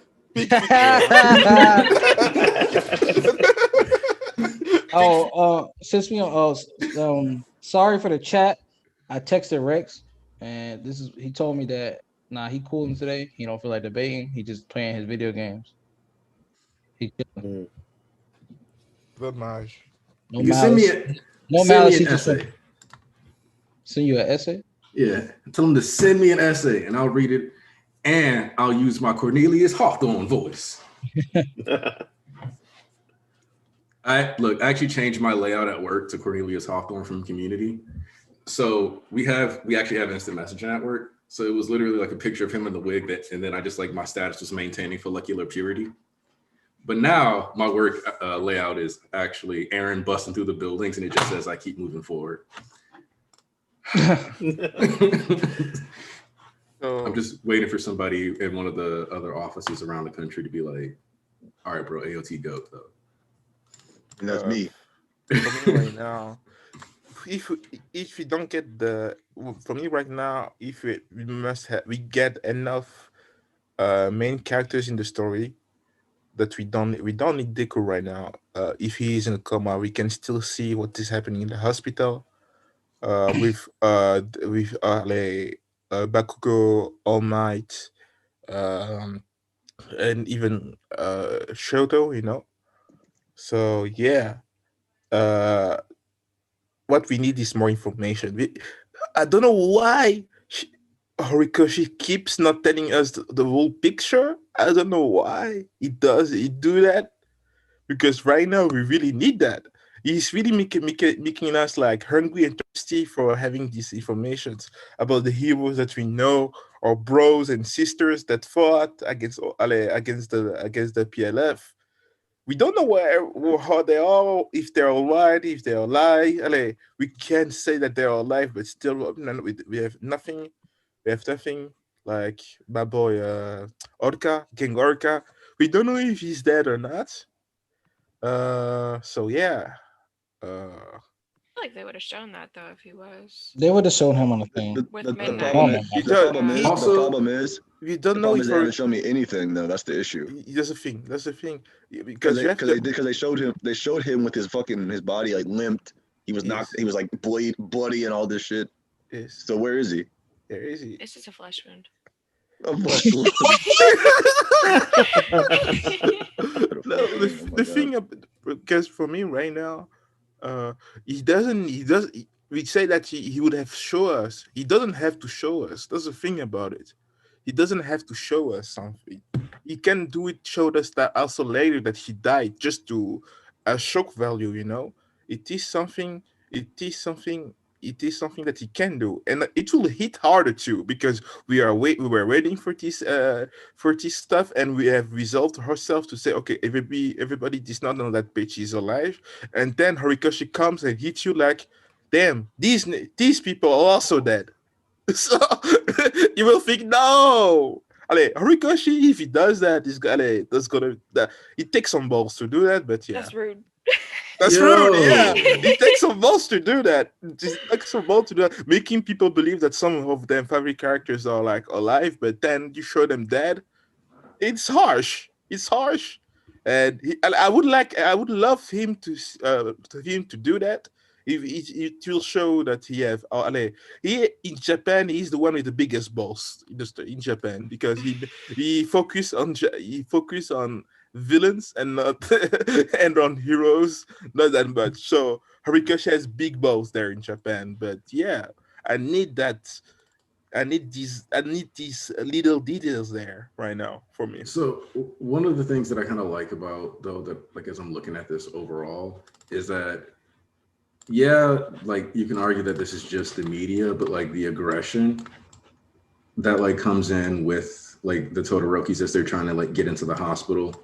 In addition to that though, like just a small detail, because Horikoshi doesn't ever have to do these things, but he did it anyway. He gave, I don't know if it's the kid from Midoriya's class or not, but regardless, one of the cameramen has extendo eyes. So he's holding his camera up by a giraffe's head and then stretching his eyes all the way up to where his hands are so that he can get a different angle for the picture. And it's just small stuff like that that I really appreciate about my hero. That is so adorable. Like he did not have to do that detail to create a convincing press shot, but he made it a point to put a reward in there for attentive fans of like looking at his press shot. Like, Damn, not doing the extra mile though. He don't have to, and it's unappreciated. That doesn't surprise me whatsoever. also, real quick, super chat. What's the villain's next move? AFO's up to something from Chris Green with the Endeavor Abbey. Just want to emphasize the Endeavor Abbey because of the whole he's about to land on a t-shirt thing. But Thank you. So my thing is with, I noticed that too. Like the main body of All for One is just MIA. And I think whatever happened at the 7th prison is something we're going to be cutting back to. Whether it's because we get to see like some big fight where because they were hitting up multiple prisons, a bunch of heroes mobilized on that one, or like the ones that could, all were like, go to this prison. There's a bunch of dangerous criminals there. And then it was like, all right, cool. Y'all got it. You got enough people here that I don't feel like dealing with this. And then that's what like kept the 7th prison from being broken into. But at this point, you got to wonder like what else, like what we got to see what happened in these past 2 days. Because like regardless of the fact that it took us 2 days to get to see what the kids were doing, All for One didn't stop doing, like, maybe Shigaraki's back in a test tube, like getting healed up, but it's not like they just stopped. Like they broke into 8 prisons in one night, technically 8 prisons in one night, and it's not being addressed outside. You know what I mean? Mm-hmm. I think it is strange that they're breaking into all of these prisons when All for One keeps saying that Shiggy needs to rest. No, it's not, because Shiggy. Well, I don't know how much Shiggy helped after the first one, but it's not strange because they needed to do this right now. He said that breaking into all these, they'll get it off my trail. They won't be able to snuff me and be on my ass this time. So now you got I just guess we haven't really seen it play out. Wasn't like they said, you never even know the state that Japan is in right now. So he's saying it's like, okay, it's like, all right, well, we haven't seen it yet, but niggas are attacking the street. They got villains running them up all over this place, because he just letting these niggas go rampant in chaos. And that's what I'm kind of curious about here too, is that we're sitting here looking at a bunch of people where, like, what do they do really? Because like everybody else is just stuck. Like, even if you, like, let's say, like I always joke about the guy in Camino who was taking a dump as his building flew away in front of him and he had to drop his newspaper to see everything that happened there. If you just were, like a block away from the cutoff of where the rubble was landing, you would have been like, damn, this is horrifying. This is the worst day ever. And then you would have gone home and been like, oh man, it was so crazy. It was booty in the trees, booty in the streets. And then that booty was rubble. And then you turn on the news, it's 8:31 p.m. and all of a sudden we interrupt your regularly scheduled program and then it's Tartarus getting broken into, and you're like, all right, I'm gonna just try to, I'm gonna go play some video games, whatever. Just gotta turn his news off. Yeah, you go lay down for a bit. You're like, oh man, wake up in the middle of the night, like, yeah, today was kind of stressful. I'm not sleeping that well. Maybe some late night sitcoms will do it for me. God. And then Breaking news. This regularly scheduled. It just reminds me of the end of Tokyo Ghoul Read. It's like you see this giant ass kaiju surfing through the city, and niggas just like, and it was a panel like one nigga just right at his desk, and you seen a fucking massive ass eye outside the window, just looking at you surfing past. It's like, all right, you got it, chief. I'm just gonna. And then Brian proceeded to go back to sleep. I'll do what Brian did. Go back to sleep. Oh, okay, Aniki, and everybody that wanted Rex here, he sent his essay, but the Cornelius Hawthorne voice won't work for this one, so I think I should do this one. What? Cornelius Hawthorne won't work. Yeah, this guy's a little. This one needs to be said with some aggression. Oh, not with the inflection of a racist. No, not with the inflection of racist. Let's All hear right. it. all right. Ready? All right. Let me get my BUDDEN voice. Y'all know who that is if you a nigga. Hear me and hear me well. I'm here to double down. That shit is 2 packs of ass. That shit stinks. There you go. That was Rex comment on the chapter, people. Oh yeah, that wanted that toxicity and comment from Rex. That's exactly what his essay is. Wait, really? That's exactly why I asked him that essay. Where's the argument? That's exactly what he texted me. JJ said Diva activated.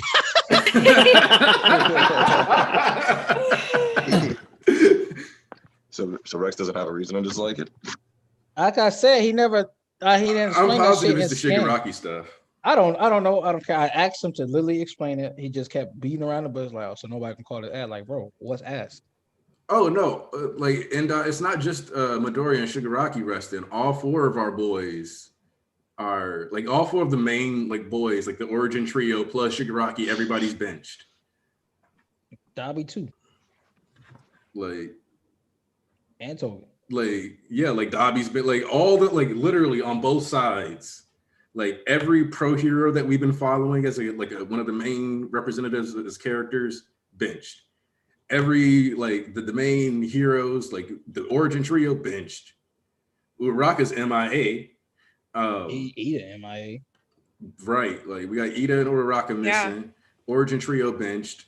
The pro heroes like top 10, right? Like Hawks, Endeavor, like those were the two main pro heroes we were following. Like even Eraser's benched. All Might's been benched. Like we got to pull in some of these second string characters now. Like, Yeah. Even got anybody from top 10. Is it the Origin Trio or the Three Musketeers? whichever one you want to go with. Because I guess like since Shigaraki got an origin chapter, I guess technically we could just go with the origin quartet. But Who's got the origin quartet? Oh yeah.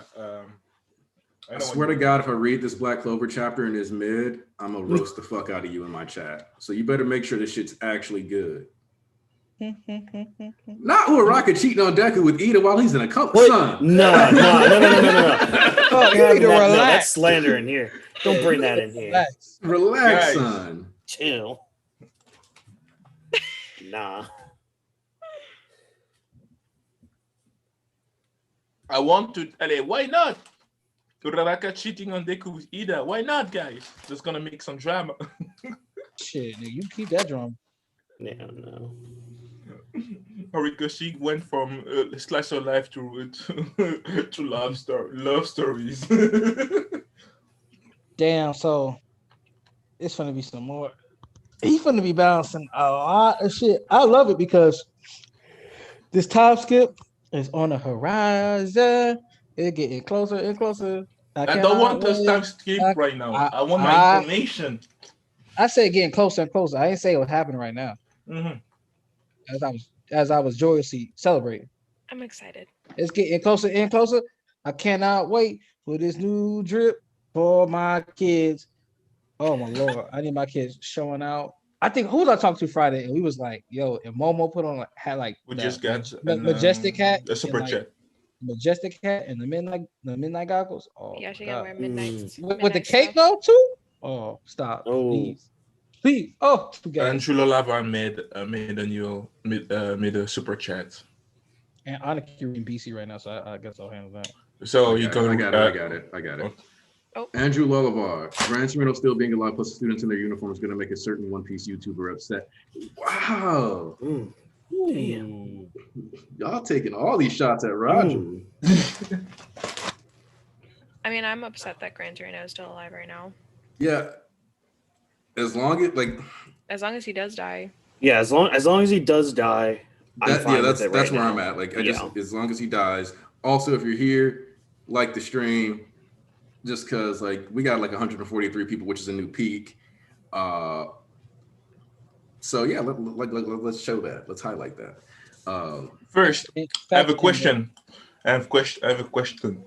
Terralac in the center of Japan, if I understood well right now. Terralac at is the hospital. Look, Gabiru, yo man.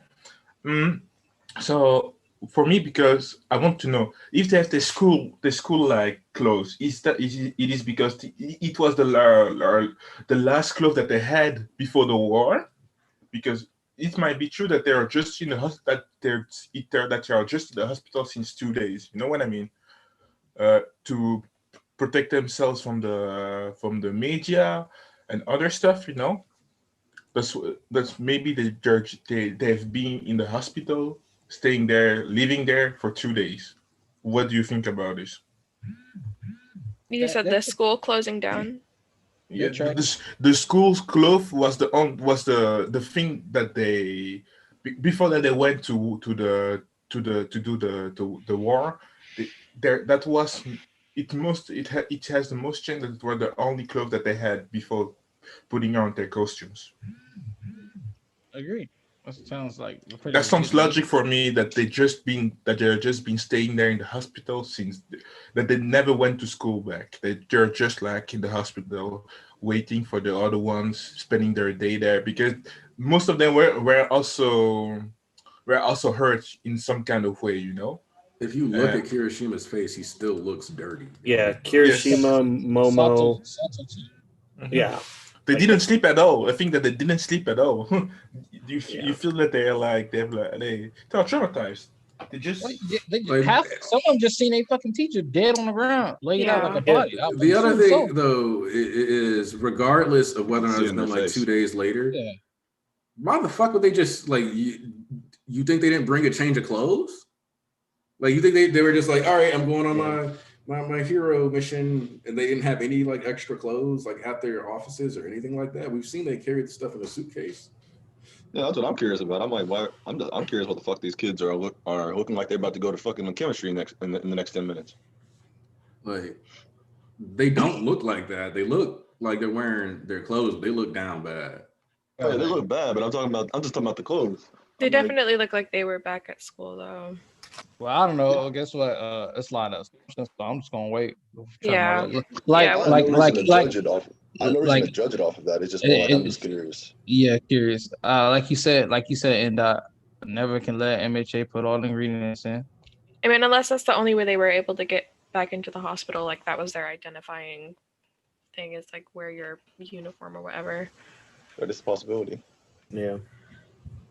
But it is very weird. I don't understand, Right. though. Alpha tier, Anthony, you're right. They can't get the old man a chance to die. well, I just want my man to die. Let him. He suffered enough. He's thinking about Shimura all the time. That man is like living in a flashback right now. Listen, man. Listen, when his last dying words to the off mic and y'all in here boo-hooing, I'm gonna be up on my table shaking my ass. That I told y'all, just give the nigga a chance to die because there's multiple things to handle. Bust it for Hody. Yeah, I'm about you gonna be like, you gonna hear that? I'm just Bust it. Camera I'm gonna just be on. anti him getting to live too long. Yeah. I just got a $10 You got one chapter. purchase. That's all you get. Like Yeah, that's the rule for Hori. He get one chapter, never two. He ain't deliver instant like JJK. Then he in the mud apparently. Like, hold on, I'll be right back. I gotta go to the bathroom. Yeah, I'll handle the super chat. Yeah. Yeah. You handle the super All chat. right. Oh. Now that Onyx gone, nigga. I was Yeah. All right. We got one $10 super chat from Tyler Hawk. I feel like the, in quotation marks, war arc and this current arc are still part of one overall major arc, like Water 7 and in this lobby. 4 months of hero prep time cost the heroes all of this. Yeah. Mhm. Yeah. Absolutely. It's connected. It's not, it's like, I think I heard a criticism for MHA, which I never really seen. I think the best one I could give is joint training, pro hero to joint training. When people said something about like the transitioning, that's the best one. That's like, the most jarring one I can understand, but I don't really see the transition from arc to arc. I feel like they're pretty decent or good. But with this one, it literally flows into the Yeah. next thing. 297 was the start of a new arc, apparently, officially announced. So the flow between that and then this was like seamless into that. Like, so For sure. I mean, what is it? I kind of see it in some areas, but but I think I can agree. I think the most jarring one is Pro Hero to joint training. Oh man.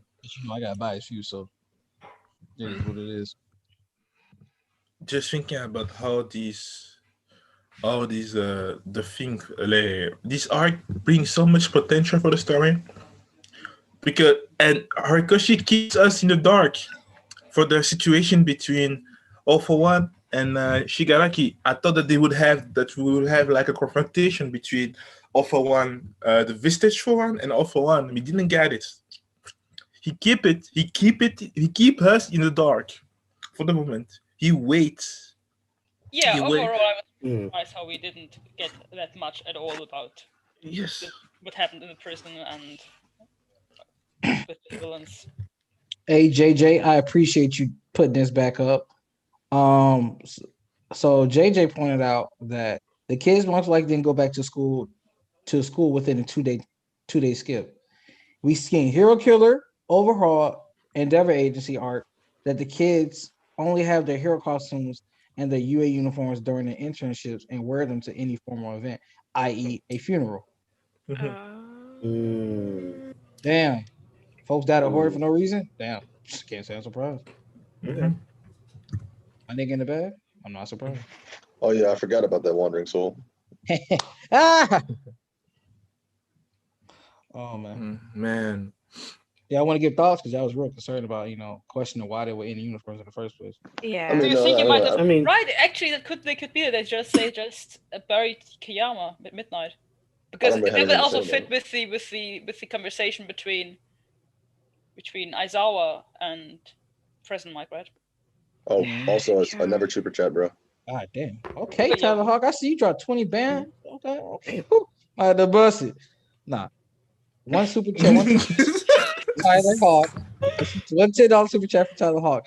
The villains will attack in less time and cause more death for a larger audience. Bakugo is the only one somewhat okay compared to Deku and Todoroki. I think Mirio showed up now for what's coming soon. I completely agree, Tyler Hawk. I completely said Yes. this. Bakugo's not even Completely- okay. Like, he shouldn't have even gotten No. out of bed. Yeah, you should have got out of bed, but I agree completely, Tyler, about the mirror situation. But who wants to take I'm the floor actually, first? on this? I'm actually not sure if Bakugo is in a better condition than Todoroki. Rocky can speak, Yeah, man. right? He Yeah, He's can't bird. speak, but he doesn't Kagekida. need to speak to fight. I mean, they both are in horrible conditions to fight, but I'm not he's sure who covered first. in burns. So Yeah, and Bakugo has a hole in his stomach. I don't Yeah, know which is right? worse. no. Yeah. Everybody's benched. It's all bad. Like the Origin Quartet have all officially been benched in some form, shape, or way. Mhm. Internal wounds for Bakugo, just straight up crispy skin, And mental damage for Shoto. Do you Todoroki. know how happy that makes me? and Full just body calf. sitting in a coma. Like, Yo, Legit. Tyler Hawk is Tyler, going bro, in his first fucking off, Man. we appreciate you. someone got Understand paid. the Church of MHA extends its full love to you, brother Tyler. yes, Oh. yes, you're paying my bills. Thank you. Wait, Also, you get Todoroki's paid? brother is Yours. there at the hospital. Hey, we are trying to move forward into a timeline where I can reinvest this into some stocks, start playing financial games, turn that into dividend income, then sprinkle that into the channel. Eventually, Carl is saying this to become an entire production. That sounds like some workaround All For One would be saying to me. You know what I'm saying? Yeah, some big mumbo jump. Not with you. I ain't like Reggie. The rest of them is trying to take your ass down for I talk to you. we get a super chat of Tyler Hawk. He's talking about Todoroki's He's talking mom. about Totoki's Yeah. mom. Nah, dude, that's Dobby.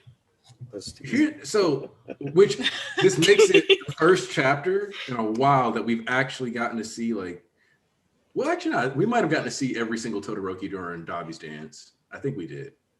Yeah, we did. We did. Yeah. They all popped Yeah. up. But Would we we do- technically I mean, if you not count be that as seeing? a race side thing, yeah. No, we saw No, literally, yeah. He saw we the saw video. Toya. She was there first. Like Yeah, she was yeah. the first one, and then it went on to the rest of them. Yes, the big three has been benched. That's why they got their showcase. So anybody that didn't have a major point in the arc that's uninjured now gets to come to the forefront later on. Yeah. Which is being this look. arc.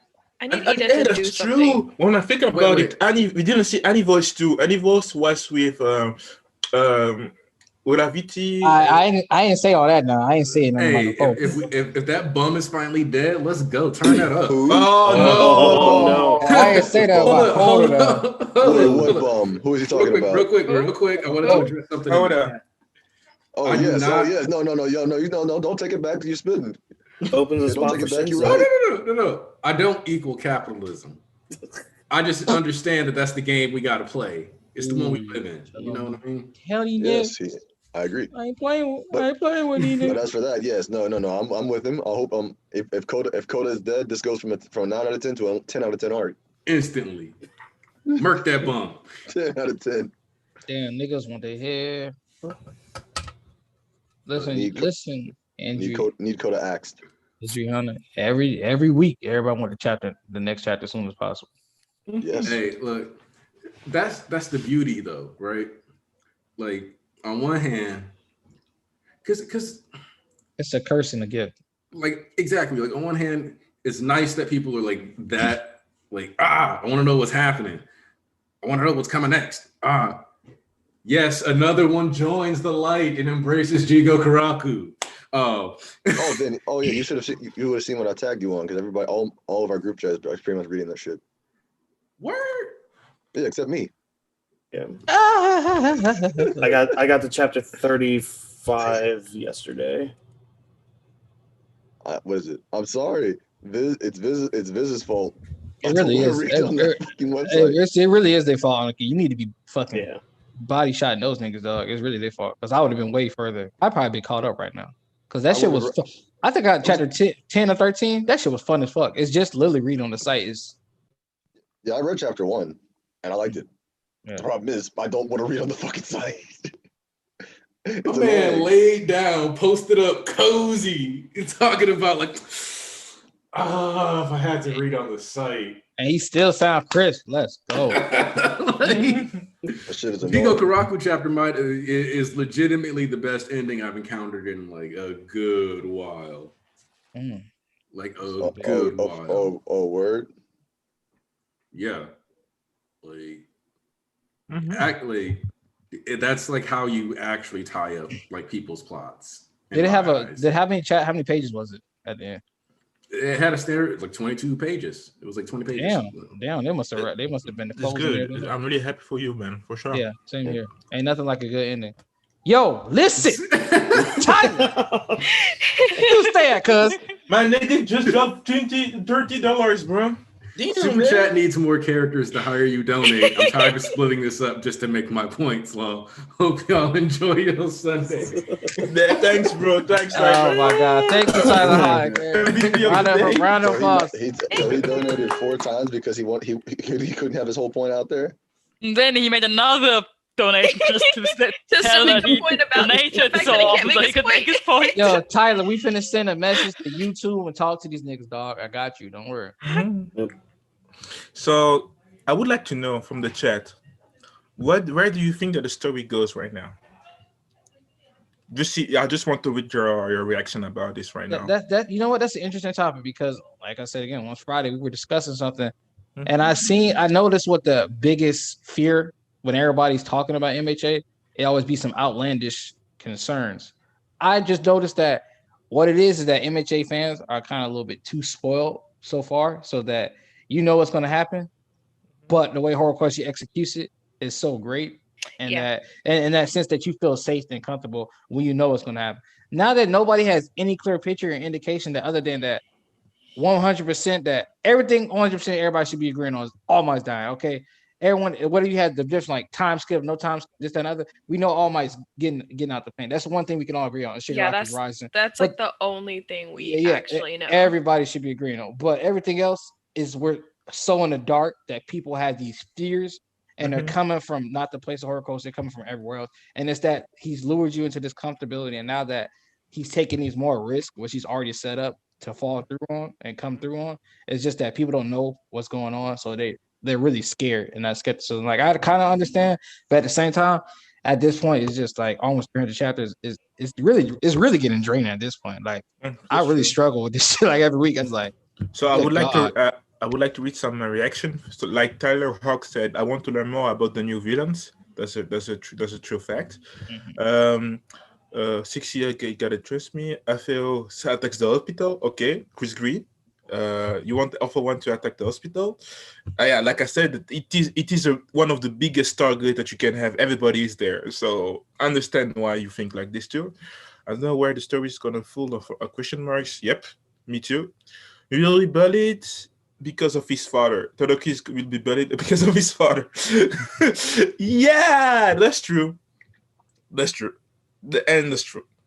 He's right now. If he comes out of the hospital, it's gonna be painful for him, for Dabby, and from his father. And what I wanted to say too is the fact that right now the way that Horikoshi wrote Todoroki Shoto right now, he goes on that family stuff like on a Japanese way. It is also really African to think like this. Is the fact that when your brother fucked up, if you know that your parents can do it, you have to take it on yourself as a brother to take care of him. You know what I mean? It's something that we do too. So It is something really traditional. Like if your brother is going like right now, when he said I'm gonna take care of Debbie, it means if I have to care of this problem, and if killing him is caring of the problem, I have to do it because my father can't do it. That's how I think that's how Shoto thinks right now.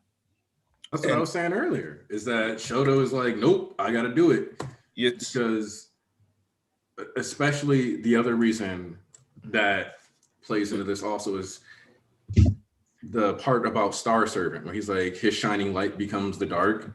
Mhm. If Shoto, if like Endeavor goes and kills it or beats up his own son, it is this kind of like ties into that when somebody was like, oh, like I think when we were like Horikoshi might have went and watched Avatar after people making that like connection. Mhm. If you remember what Iroh said to Zuko, he was like, you have to be the one, Prince Zuko. If I do it, it's just another brother. Like in this case, it would be like him, the older brother, killing his little brother to take back power. But in this scenario, it's the younger brother stopping an older brother. And if the dad does it, it's just him once again exerting his control over Toya.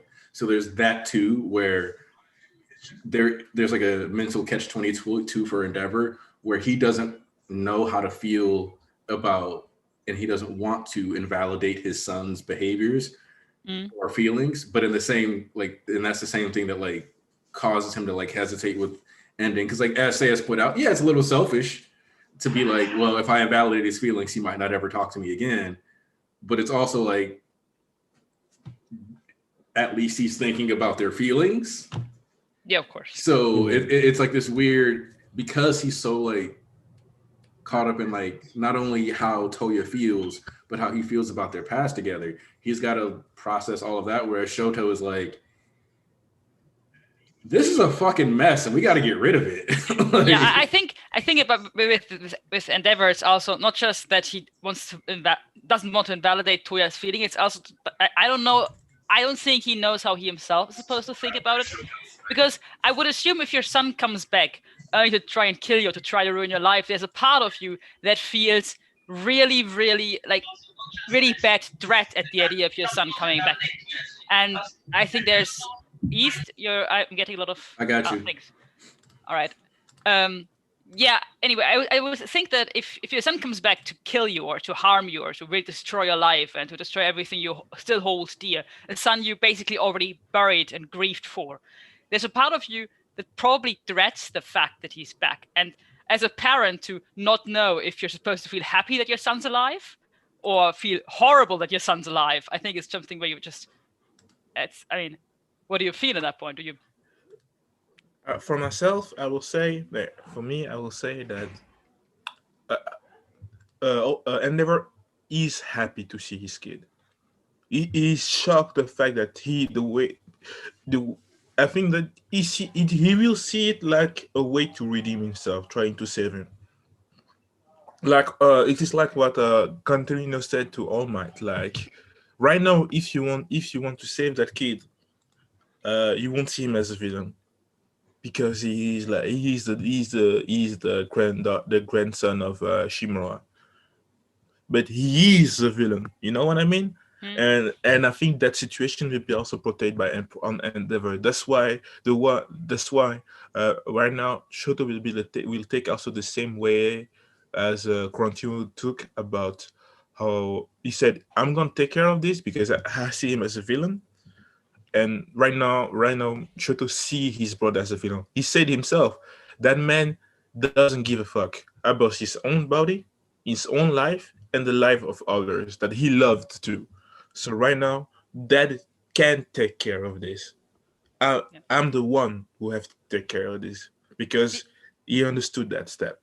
It's definitely what Aniki said, that yes, Endeavor doesn't want to invalidate Toya's feeling, but Shoto, because he already was there, knows that Toya is wrong, that this is not healthy.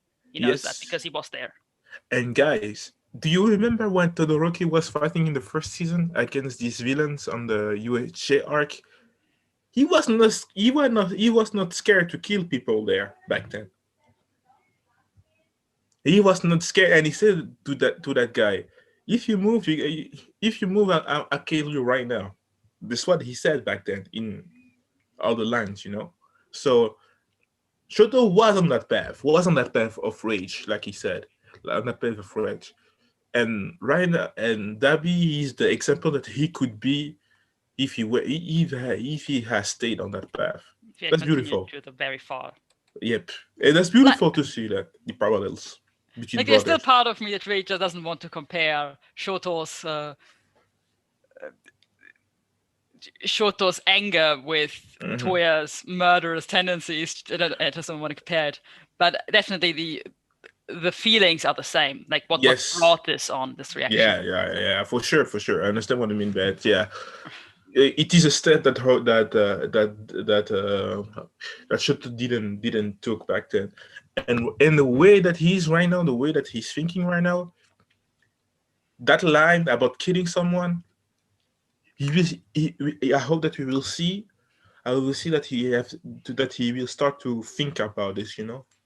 It is something that I'm really curious to see in his development as a character in the future. That he will start to think about this, and the way that he will react will be interesting because, yeah, Shoto is more somebody that talks, things than talk. So he's not that talkative like Bakugo. Right, and Bakugo, as for his characters, also is that he right now he will feel guilt. I think he doesn't feel guilt because he will feel guilty because he couldn't stop. He couldn't stop uh, uh, Deku from hurting. No, Deku for hurting himself that far. He didn't stop. He didn't. He didn't could. And it is something that he will learn for later in that he has to be there to remind Deku that, man, you're two here. You're working together to finish this. You don't have to go that. You don't have to destroy yourself. You can rely on people. But yeah, like I don't know. In Attack on Titan, it is something that happened to Eren when in I think it is in the first season when they were trying to trap the female Titan. and he had to talk to Levi about whether or not he was going to trust in the squad, which, like, depending on how you look at that, because of what happened with that, that's not exactly the example that you might want to pull up for this. Yeah, but it is something. It is a way. It is a way that Horikoshi can bring Deku too. Because learning, because learning to count on people as you know that you are the one with the most power, the most power. When you know that you're the most powerful, and you try to rely on those people, sometimes you might be wrong. That's the thing. Sometimes shit happens. So, and it is something that Deku has to learn also. That right now he has to learn to stop to hurting himself that far. But he has also to learn that, yeah, sometimes you have to need more to count on yourself than counting on people. And it's hard. It's hard from his, and he's on that path. At the end, Deku is alone. That's the thing about it. Deku is alone. He's the only one having one for all. Well, Deku. Okay, so I feel like Deku thinks he's alone. Yes, but I don't think Deku is alone, and that's something like he really does have. Also, it's not Tokuyama disrespect to say that Hagakure technically could beat him because she could do a light refraction, blind him, and disable Dark Shadow. Take her gloves and shoes off, and then he wouldn't even know where she was, and then just shank him in the kidneys. Just saying. Yeah, because Hagakure is one of the characters who actually has a flashlight, whatever technique. I thought you said Koda. But also, real quick, there's something that Al-Fatir pointed out that I really actually do want to talk about real quick, which was that the series literally starts with Bakugo telling Deku to kill himself. And we've come full 180, not full circle. I hate when people use full circle when they mean it 180 to a point where now Bakugo's like, if this nigga dies, I'm gonna beat him to death.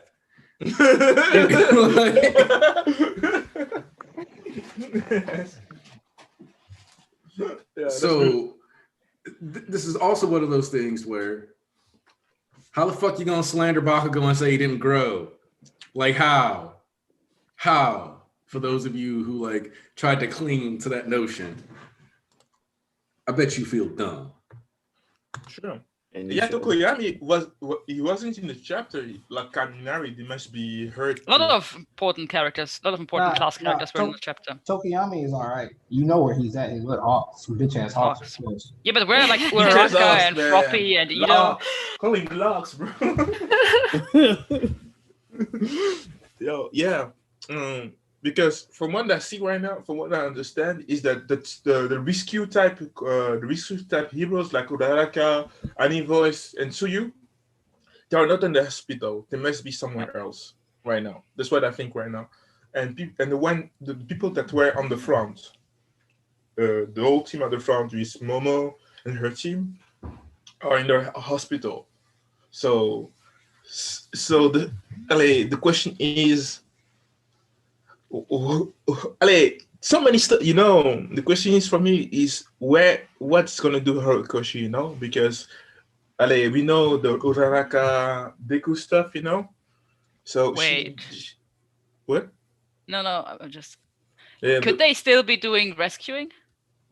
It's Maybe. just I a mean, case. they could actually. They They could could be still digging out bodies. I mean, to be honest. Yeah, which is really that's down messed up. bad. That's messed up. Yeah, but that's what Yeah, happens. that's I mean, true. just look at every kind of. It's basically a natural catastrophe that just happened, right?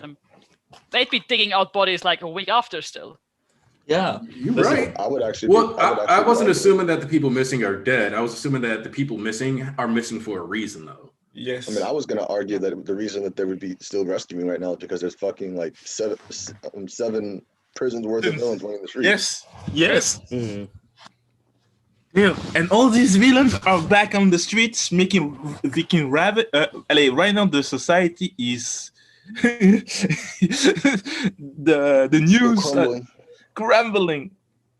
That's perfect, man. Well, because and that's one of the things we talked about. Like we talked about with Roger too, is that this has to be like a slower process because it's supposed to be a crumbling, not a smashing. Yeah. Where you just GG nerds. No, you watch all these things like fall apart, and now people are like, yo, I want to know what's going on with the Todorokis. I want to know this. Also, the fact that their hair is mostly white really came in clutch here, because I feel like if they 100% knew you have like that same red hair as Endeavor, Yeah, like it would have been way harder to get through. they don't look very similar. That hair. Like, yeah, Natsuo's hair, like if you look at Natsuo's build, he is built like Endeavor, which is one of those things that I find kind of funny, is that like Natsuo is kind He's of the most like him. Endeavor in terms of Like, yeah, his hair physical and and physicality is built like Endeavor. even temper. Maybe, I mean, let's be honest. Yeah. Yes. But he got like an ice quirk, so like that's the end of We it. are sure. Yeah. We're sure that he has ice quirk, or it is just still the theory because he has white hair. It sounds like he has an ice quirk when he like describes what he's like going through and stuff. Right. No. Could have Damn, defended man. himself. Oh man, Todoroki is there burnt. So we might see him with new burns on his body right now. That's fucked up. Aww. Oh, Oh, that actually is. But I thought the same. I It's thought the perfect. same. I love that. I love Like that. this whole Todoroki top theme with just burns on your face is just It's perfect. It's Literally. perfect He's gonna because start growing that ice beard now. yeah. It's all fall. Yeah, it is something that, like, guys, when we think about it, it is normal because the way that he was burned, that man Dabi was shooting fire like they're like the surface of the sun. Man, that guy is not normal, and he was trying to fight against him, So yeah, we see the Todoroki with new burns. It's like he went from the Zuko way to the, I don't know, the one from the one who is the one is full of burns in I forgot his name. From Kenshin. Shishio. Yeah, Shishio. Yeah. So half of his body is like burnt. Like that would be dope. That would be dope as like scars from the thing there. Yo, man, damn. The LA. So from what I understand, right now we are in a new arc, or are we still in the same arc?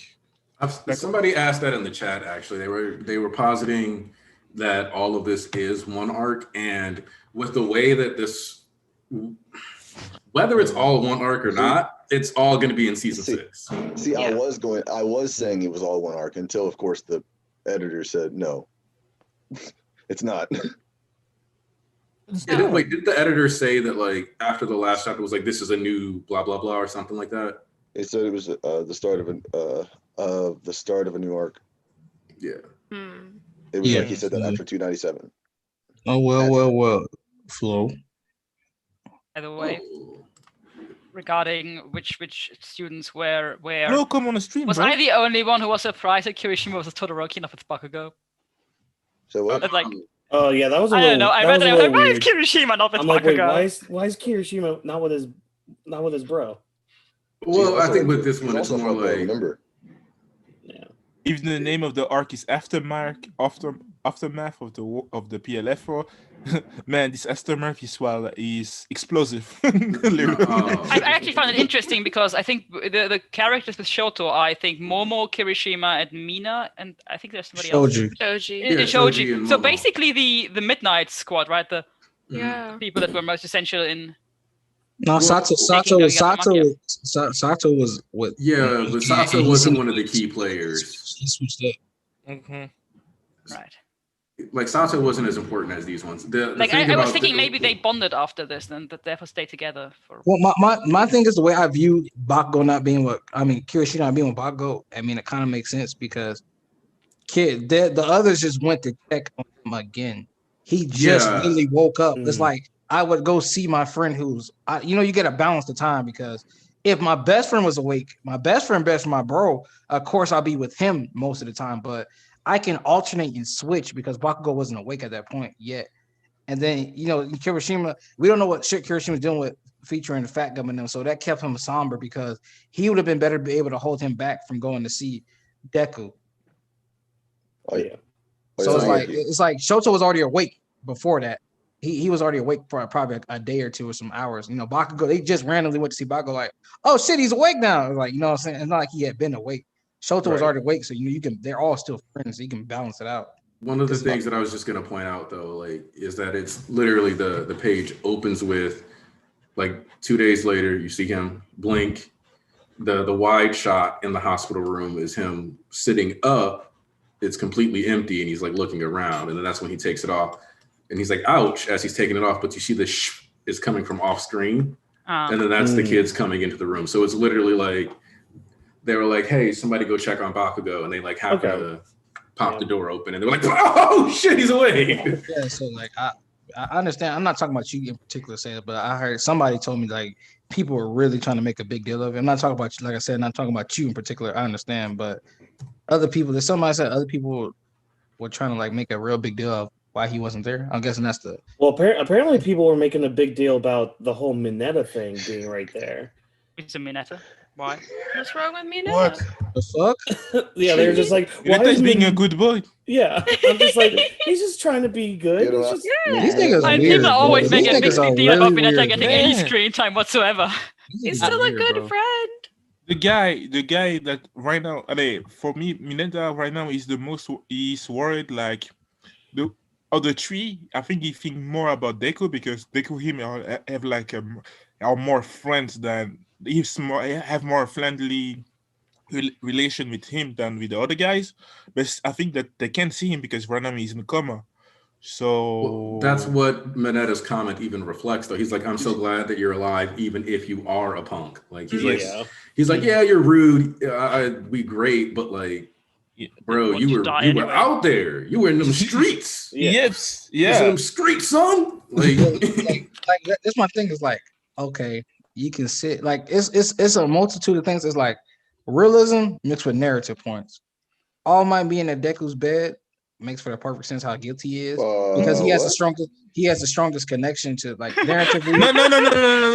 No. He's there because he's All Might. That's not there at all. No. East is right. What are you talking about? Like, how did you miss that? I'm confused what the hell I just said because I was making a joke because I think you fucked Yeah. up in his bed. Yeah. Oh, okay. Yeah, because I was like, everybody, I was like, what the hell I just say? No, I was like, I feel like I made a mistake when I said something. Yeah, I was like, yeah, you weren't saying anything wrong. You said he was All Might was in Deku's bed, not at his bed. I mean, Deku need to be massaged and cared for. Hey, that's what East's point was before y'all decided to be fucking degens No, Yeah. was myself. the point is that it's more realistic for it to just be anybody who happens to check on Bakugo and find him than for it to specifically be Kirishima who checks on Bakugo and finds him. And then All Might being at Deku's bed is both a story beat because mentor, but also a realism beat still because he's fucking All Might. Yes. And if he says he wants to be at the bedside of a fucking injured child, nobody's standing in his way. Yes, that's what I was thinking. Hold on. Because and elaborate on that even more so, it's character. Like I said, this man pays very close attention to where he places each pieces of these. Like they're not even like regular characters, they're pieces of a puzzle, a piece of a chessboard, shogi, what have you. He very carefully points because you would have had to have an actual moment. Because I can see people complain now. Had Kirishima really been Bakugo, they would have had to have a closer bond. Like it wouldn't have been another little comedic moment. That had to been them having a somber moment actually together, and that would have took longer. And then how would Kirishima have held back Bakugo from moving over to Deku? That point on that was like, okay, Bakugo's awake, we're all still friends. Now Bakugo's moving towards Midori because you see how the other two are like kind of taken back, like, yeah, but like, and things like Bakugo's already asleep. They're all friends, so I would alternate. I would be more with Shoto, who really needs it because I standing by Bakugo's bed when it said we know he's gonna recover, he's gonna be all right. Doesn't do as much as when I could be there for Shoto right now. I'm pretty sure. Obviously, they were all together talking to Shoto, and then like Aniki said, they just went to go randomly check on Bakugo real quick.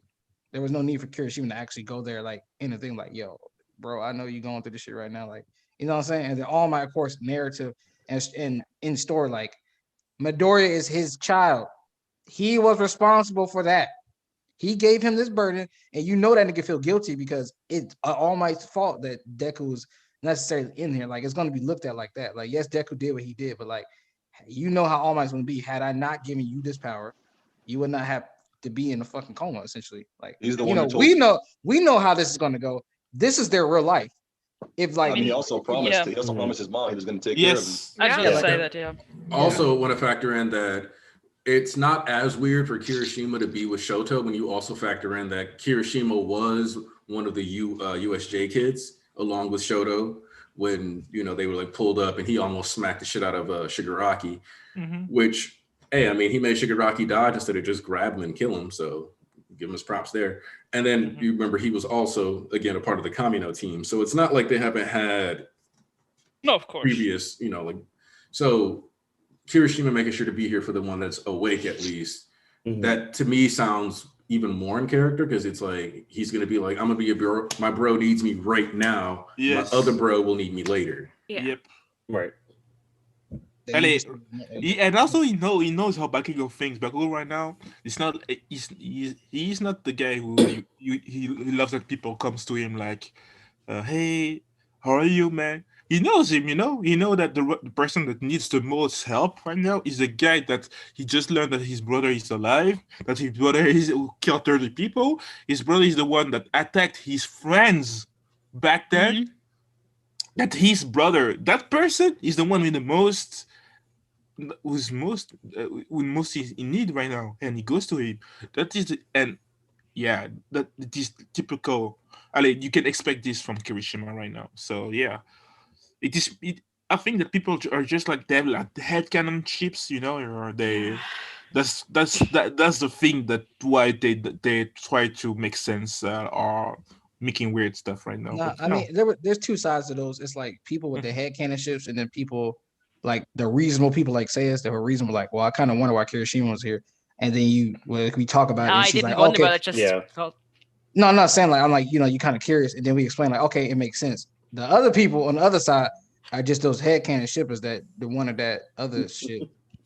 the thing is why I asked was because I thought did Horikoshi just, I don't know, throw all the names in one pot and then drew 3 name outs for each room, or did he actually think about why he put which character into which to see which other sick character? Like, did he think about putting Kirishima to Shoto, or did he just decide I need 4 characters, so you and you?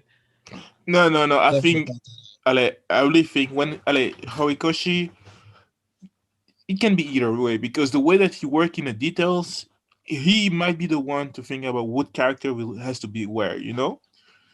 That is, we think about it, but from what I heard from mangaka in general, yeah, even if you work in a lot in details, but sometimes you just freestyle. Some stuff you just freestyle. So yeah, it can be both or just one or the other.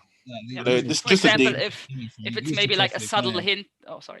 Oh, I'm just saying these are too carefully planned for me, like putting people in certain places, because you still have prominent people like, where's Ayamo, where he fit. And then Mineta being there with Bakugo was perfect because you had just a comedy relief with all the heavy ass shit that followed that was in this chapter. That was a nice little switch up for comedic relief for that point. Not really No, comedy, just lighten the stuff, But yeah, say yes. For example, I thought that maybe if we're saying that these 3, Mina, Momo, and Kirishima, were vital in taking down Gantomakia and together found Midnight together, basically, that they experience maybe stuck them together. They are close now, and Momo wanted to see Shoto, so Kirishima and Mina went with them, and maybe they were with Bakugo before or planned to go there later. If it's maybe like a hint, if you chose these 3 particularly, and to say that after what happened with Midnight, they are staying together. Yeah, for sure. I just noticed Jiro's missing too. Yeah, Jiro. Well, She's with Kaminari. She's with Kaminari. Yeah, Let's go! Okay, you got to remember, Kaminari did get a bunch of rubble dropped on him too. He got the midnight treatment. He just didn't get a gas mask dude blowing up on him too. Listen, man, we're gonna get that ER scene together and dramatics. You gonna hear? You gonna see? He's gonna play some guitar, Ding, ding, ding, ding, It's ding, gonna be ding. a whole chapter of ships. They start pairing folks up. I'm gonna start hollering. I'll be laughing my ass off. You can see Kaminari Jiro on the roof. Oh, God. Look, nobody cares if that bum is with Jiro. Who? What? Yes, good eyes with Jiro too. Of course. Of course. Stop. I hope Kaminari throw that nigga off the roof. What happened? What I missed? They said they that's talk the about real quotas shit. with Jiro. Yes. Oh, Yes. all right, Listen, that nigga Kaminari, but chat. He sure. gonna be like, hey Coda. He gonna be over the roof like, hey Coda. Macroburst go buy some spitting. soda. No, Macroburst spitting. they gonna be on Just the short roof. question: the senpai that The Bakugo's talking about rivals, is the nature. rivals. Hold on. What is Sans? What are you saying? The senpai that Bakugo's talking about is nature, right? No, it's Mirio. I thought nature because she was injured. Yeah. It will most likely be Ninja. I was thinking it's Mirio because I don't think he even paid attention to her. No, she got blasted though. He was on the field with that because going away because he didn't pass out till later. Yeah, but he was still fighting, and she was still fighting in that time anyway. Yeah, but she still. Why would he worry about Mirio over nature? I mean, nature. She's also burned as hell, man. Yeah, she got her ass blasted. Well, she's not burned as hell because she did like mitigate the damage. Remember that. Here, let me double. I'm just gonna look. I'm gonna look something up real quick because this could just be a linguistic thing. You mean whether it's plural or singular? Because at first I was thinking like in Scan, I was thinking he was talking about Torino, which would make sense because they seen that nigga get a hole blasted in him too. Okay, yeah, I guess like you are supposed to put an S on plural for senpai, so he is talking about one, but it could also just be that he forgot to put the S on there. Simple enough. Yeah. And she was the one who was the most. Mirio was his quirk is about being not touched. So, yeah, she's the only one that was like who was like half burned too. Listen, Lego Bureau. I'm telling you, Kodo built to be the third wheel. Y'all know. Listen. I'm trying to tell you, Kaminari and Jiro gonna be on the roof discussing what's going on. And then Kodo gonna be in the background trying to talk, and then Kaminari like, hey man, go buy her a soda or some shit like that, and he gonna get that nigga out the way. He gonna split his game. You know what I'm saying? He gonna get that. Yeah. I ain't got no Here's problem with calling like rest of these niggas do, but it's just funny. Look, here's the reality. I've hung out with dudes like Coda before. Hmm? Know what you do? When you're trying to get a girl, you pass him off to another homie so you can spend time with a girl. You don't Coda is like he's the third wheel that drags your game down at that. Gotta go. Get him out of here. Nah. Let my boy free. Really, you need He some can friends. Be free. Right now he's only free to friends. get out the way though. Yeah. No. He's only friends. He's only friends. The only friends that the person that has right now in that class the most impact on him was Gio. You know what I mean? For me, just about just being friends is enough for me. That's why that he will be the one to be with her to see Kaminari, because Kaminari, we all know that he was also kind of hurt too during that arc. He was on the front lines, so being themselves there, just trying to see if he's okay. I'm just being good right now. But no, forgot about this. Koda right now is saving people, man. Microburst, he's part of the saving team with Uraraka and Tsuyu. He can't be there right now. In my head canon. Yeah, he can't be there right now. So Jiro and Kamei will have some alone time. It's good.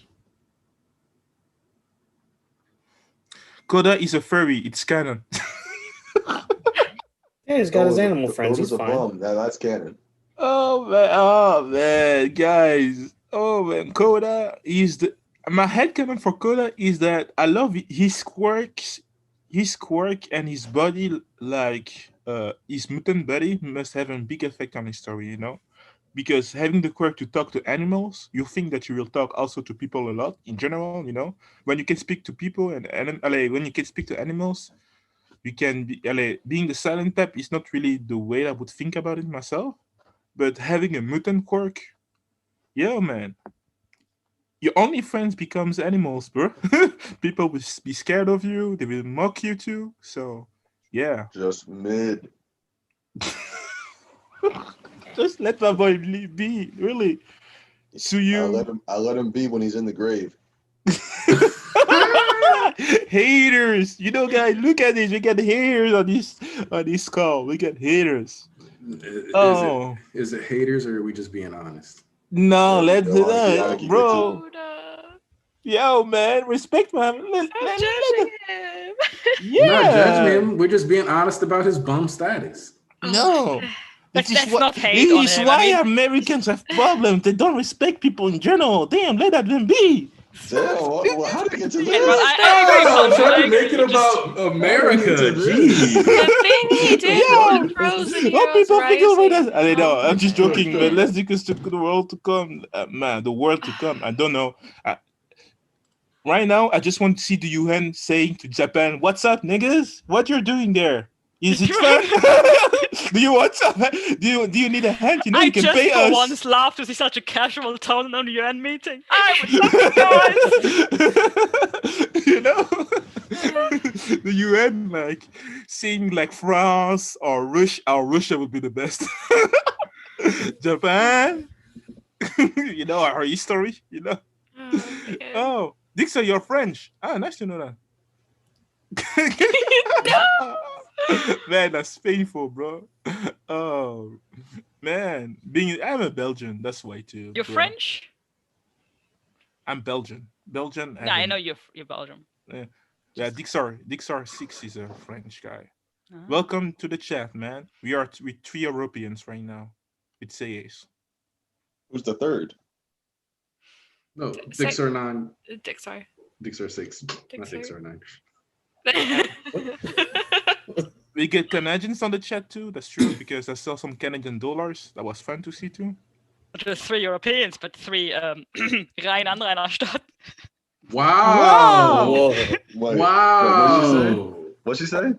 What? She switched to German just so she could roast us. Yes, she roasted. roasted. Yes. All right. I'm hurt. Final words. Wow. Okay. My final I words know it is, wasn't I'm about to me. go. This is what I get for not actually studying my German on Duolingo. Hey, Aniki.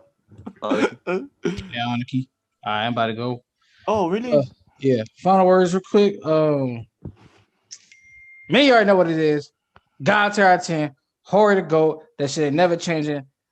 Just wait, because I don't know how y'all can't do it, but here we are. I love y'all. Peace out. see. Bye.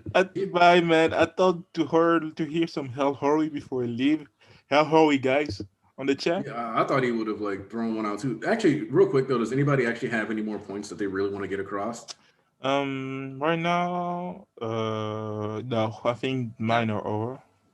Yeah, because like, Yeah. like like usually if we don't have anything to fight about, and Mhm. we just like be productive for around 2-3 hours usually. So I told you that's the upsetting part about why I said we need Rex.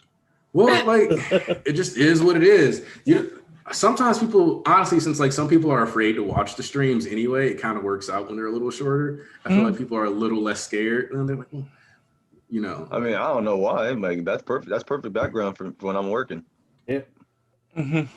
yeah, like that's kind of what I thought people would use it for. Like, oh man, it's like a 4-hour stream. I'll just listen to them talk. But then it turned out that like I guess people really stare at the screen when we talk, and like, which I mean, think how could you not? Well, look at me. all right, so I'm gonna have to translate this. Let that Google Translate. Let's see. What the hell? What did she? What? What about Google Translate? Oh, Yeah, he's a Russia. Whoa, he's a Russian. telling No, you, no, Kabiru is an American guy who works in Russia. Yes. is he American if he put his in fucking Russian? No, Moroccan, from Morocco. Oh, okay. So That sounded almost disappointed, I have to say. So, I love you, Kabiru. What do you Oh, say? that was good. I know you won't understand anything, but Coda is the third wheel. Hey, he's spinning. Kabiru just coming clutch, bro. That was great. It's not. Nazif I say it's on the $100 nanny. $100 nanny. It is Russian. I don't know. Rubies. I don't know. I think they're 100 rubles. Rubies. Yeah, Rupees? rubies. That's what they are. Rubies from Morocco. Rupees. Gotcha. Nice. What does that equal to? $10? No, Maybe. actually 1.33 United States dollars. Wait, Why? $1? Yeah. Oh, I don't know what the conversion rate of rubies is. I guess it's like closer. To It would be like 1% of our dollar. Holy shit, though! Like the cost efficiency though is it's weird because like it's like for every 100 Russian rubies you get 1.33 US dollars, but for 100 rubles you can get 2 cheeseburgers at McDonald's, 100 grams of chocolate. You could get 2 metro tickets in Moscow. You could get 2 liters of Coca-Cola and 2.5 liters of gasoline. So it's worth dick here, but it's very useful there. Yeah. Yes. That's but like that's that's a strange. reflection of our. That's wild. That's very strange. But then again, yeah, fucking, Oh, actually, their economy got hit pretty hard during COVID last year. Yeah, they actually had a 30% plummet in early March of 2020. Anyways, people don't watch the Church of MHA for economics. Yep. They don't? What? Well, I mean, unless it's economics in In My Hero. actually, people do probably watch this stream partially for the fact that we randomly discuss economics and stuff. Yo, man. There's Society. one person. Like you said, Sonia Tara, society. we do often talk about anti-capitalism, so people stay for that. I can't wait to see Russian heroes. That's gonna be hilarious. No, we're getting Russian villains. Why? Come on. Why? It's just so. I hate it. No. No. We're gonna see the Bratva. That's what you want to see. The Bratva, the Russian mafia. Yeah. Every Russian character is always a villain. John Wick. I imagine a hero that's John Wick. No, because of like what Horikoshi has done with Shigaraki. If we don't get Russian villains, I will actually be surprised. Oh man, that's like zeros. Like facts. It basically has to happen.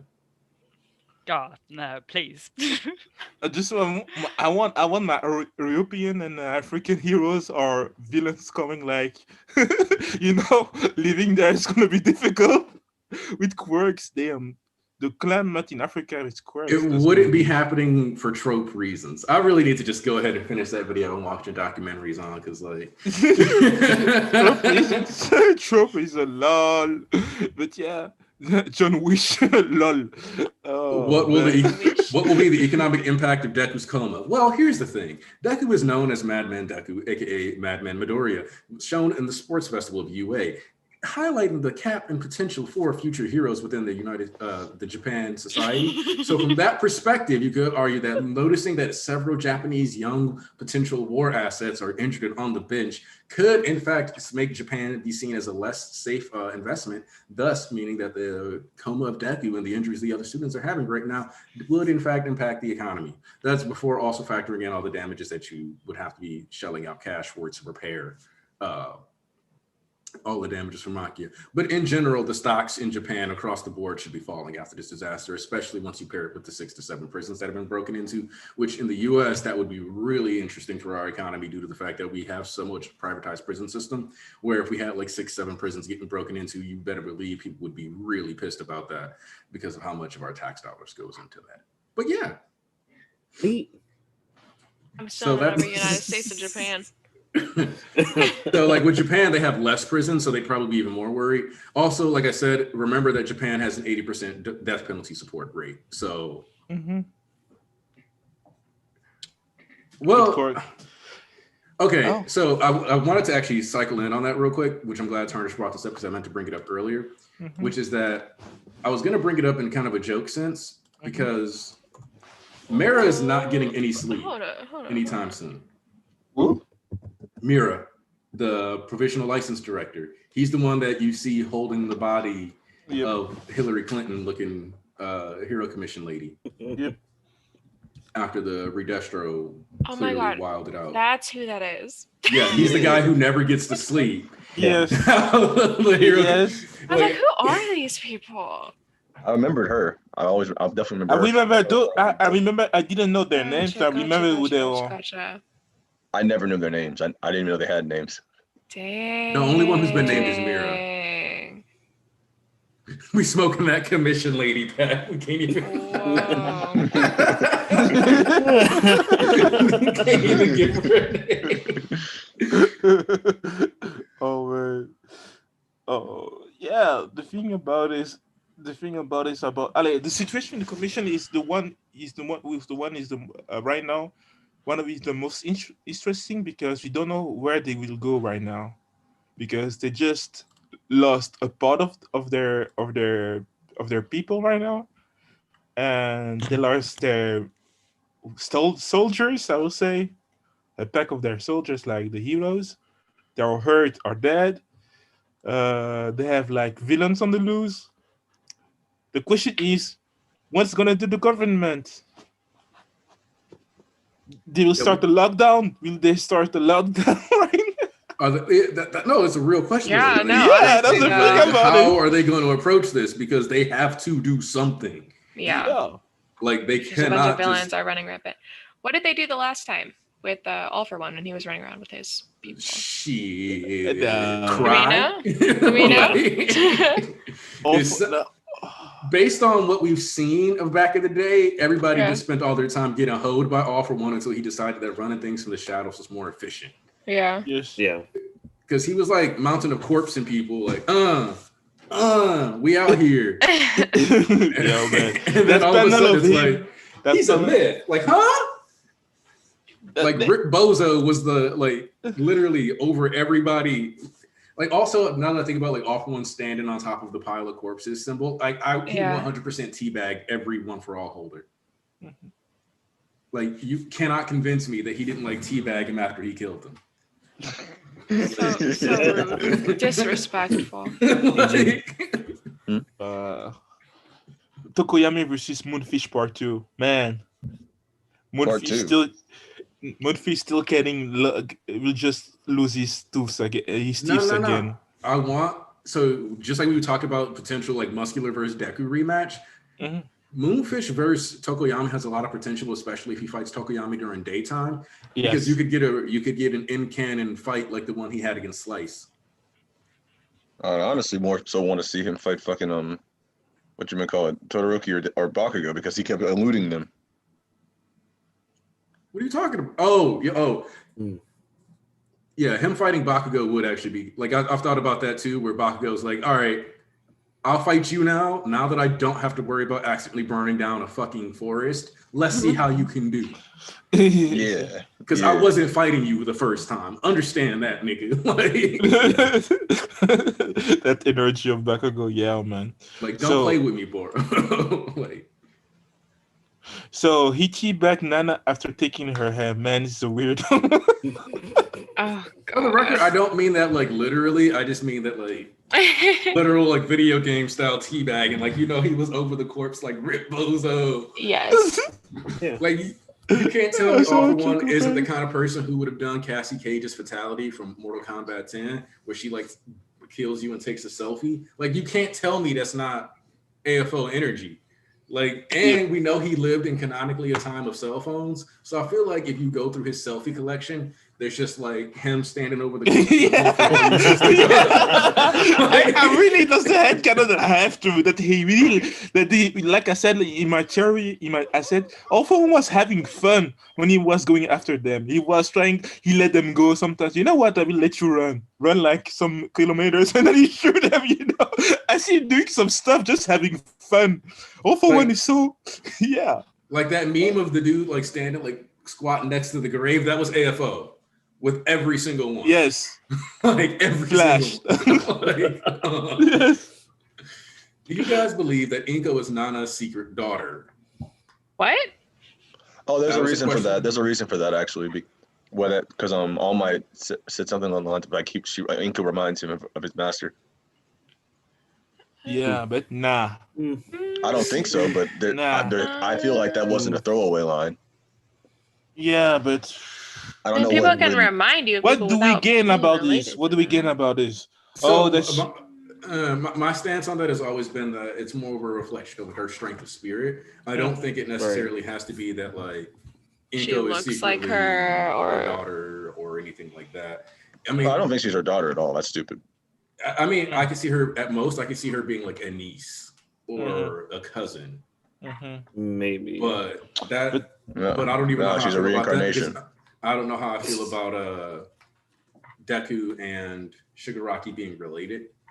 Yeah, people love to compare Shigaraki and Deku as a child. They look the same. They say, "Oh, they look the same," but bro, still, I don't want this because what do you want to make it like a big family stuff?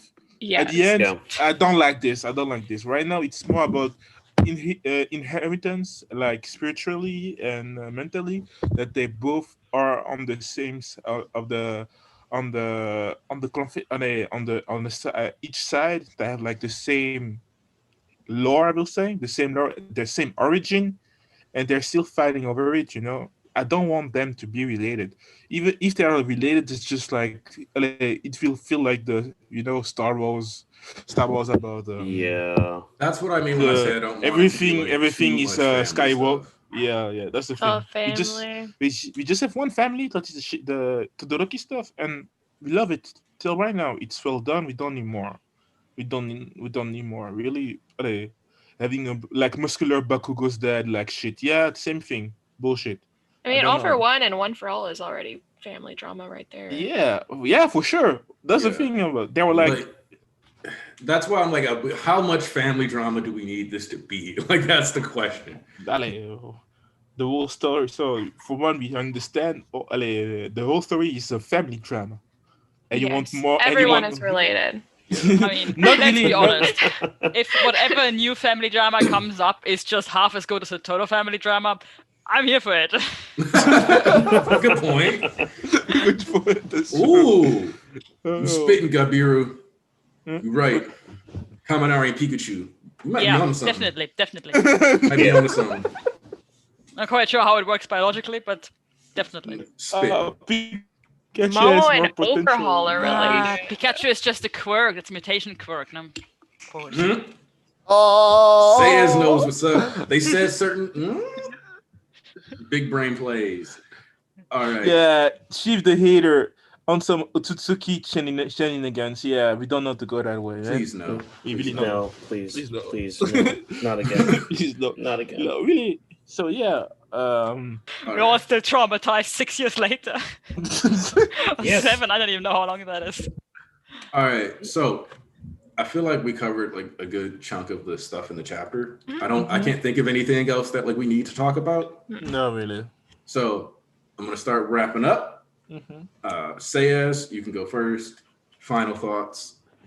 I mean, I don't know what to say. I like the chapter, but not much to say, I think, about it overall. I'm just really, the one thing that just I really was confused about was just this 7 prisons, 6 freed.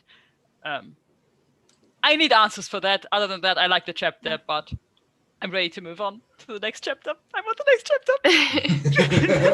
Yeah. Bonsu. Hey, you know what's poppin'? Yeah. Hell hurry for this chapter. We got a great chapter. We got some society stuff. We got the follow up of the prison break. So yeah, what can I say? I want the next chapter. I want more information. I want more details. I want to know. What happened to my niggas, Orca, Tamaki. I want to know. Give it to me, please. So yeah, waiting for the next chapter. Bye. I'm expecting. Alright. I'm expecting them to address Orca. They kind of got to. Yeah, BG, get your final thoughts. Dope chapter. I'm really waiting to find out more about the aftermath with the rest of the characters. And that's really all I can really say though, because it's not really. This is still a little bit more set up. But I'm excited for next week. Tamaki gone. All right. Anna. It was a pretty good chapter. I really enjoyed it. I'm excited to find out what happened to all of the other characters that we haven't seen yet. I want to know what happened at the other prison because obviously something went down there. I'm ready for Shiggy to come back already, and I'm really disappointed that Gran Torino didn't die. That's kind of like the only thing that I didn't really like about this one. He's gonna die. Wait, we have to wait. I need him to die. I hope so. Whoa, Walk-ins. You know, this is a good chapter. I think, the only sour part I did have at first was the Gran Torino thing, but after talking about it a little bit, I can still wait, but I'm still going to just be wary if he doesn't end up 3 feet in the dirt. Yeah, man, we are still like this because no man, that man just got punched for this. So the action was too hard, man. Shigaraki went for the kill, so that didn't. Not him getting a half-size grave because he's so little. Like, come on, bro. But no, this is a good transitory chapter. We're still seeing some of the aftermath. Things are being set up.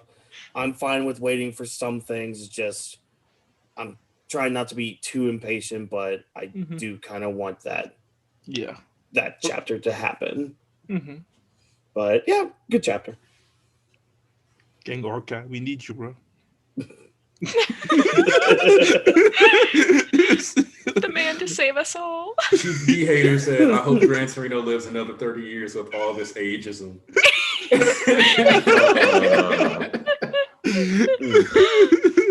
Look, just because everybody joined Team Shigaraki and is rooting for Gran Torino to die doesn't mean he's a victim.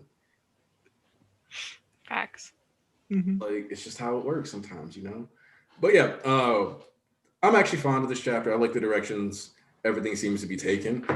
Like, Horikoshi is not only like firing off Chekhov's gun, but he's reloading it to fire it off some more, because that's what we have here with, all right, we put the gun in the room with Gran Torino getting injured. Yep, there's another bullet.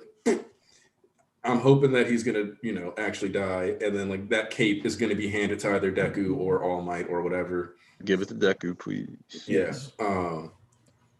Gran Torino didn't outlive any of my faves because Hawks Twice wasn't a top 5 for me, so I'm straight. None of my faves died, but Hawks got crippled, so I'm hurt. I'm fine. I mean, Aizawa was one of my top 5, and he's Yeah. Yeah. He is so messed up. Hava is top 3. Oh man. Yeah, For Aizawa's me definitely too. top 3. Gran Torino just. But I'm still, I mean, I went into this arc thinking that Endeavor might die or he might lose his quirk. Neither happened, so I'm fine. Anything else, whatever. And you know who you can thank for Endeavor having his quirk? Best Genist? Bakugo. Best genius. Yes. You know, the guy who shot the bullet that was gonna. Yes. I like quirk. Bakugo, so I have no That's problem thinking Bakugo. that's the most technical thing that Horikoshi did. Just like in a little tiny panel, like. Wait, hold up. What? You didn't notice? Yeah, right. I was actually Oh. quite miffed how tiny that panel was. It was such a like. Yes. No, Like, I was you describing. missed No, it. I was saying what? I said something completely different. My fault. Okay. Okay. No. No, I just saw that Phantom Seer is already killing people, I guess. Oh, word. Oh. That means I got to read that chapter. I also got to read Undead Unluck chapter today. Damn, I'm behind. I gotta read all and of the Mashal chapter, because the last Mashal chapter. Yo, that last Mashal Mashal chapter. No, But did you read man. JJK? Oh, Yeah, I already read JJK. Yeah. Then talk about it after off stream. All right, I got you. Oh, Marshall. Yeah. And then like all these chapters were hitting, man, last week. Right. But Marshall was really the one who took the step. Whoop! I never expected that shit, bro. Mashal went hard last week, and I already know it's going to keep that energy. Dog said the last panel of the manga is going to be Gran Torino pouring liquor on Deku's grave. Oh my God. That would be hilarious. Like if that's like dead ass, if Gran Torino lives here, that has to be the ending. I need Gran Torino to outlive Deku then. Deku has to be outlived by he has to outlive all One For All users then. He has to just outlive all of them until after the first. He has to be the storyteller. Man. I'm going to tell you missing another leg and one of his arms. Like, all right. But yeah, good chapter. I like where the story is going.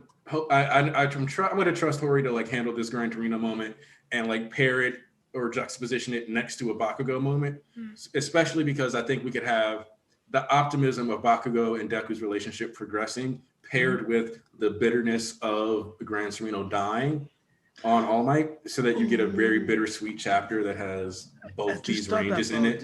It's kind of similar to like how Katsuki Bakugo Rising finished with that really like extreme emotional note of him being like stabbed, but it started with Afro Deku, aka the young Dequan.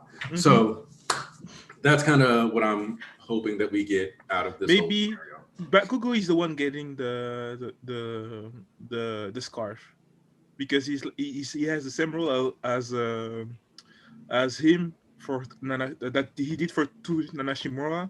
He will have the same for Deku. Bakugo in a cape. I can Not really a cape. Not really a cape. He can use it like a scarf. Who would he get a cape from?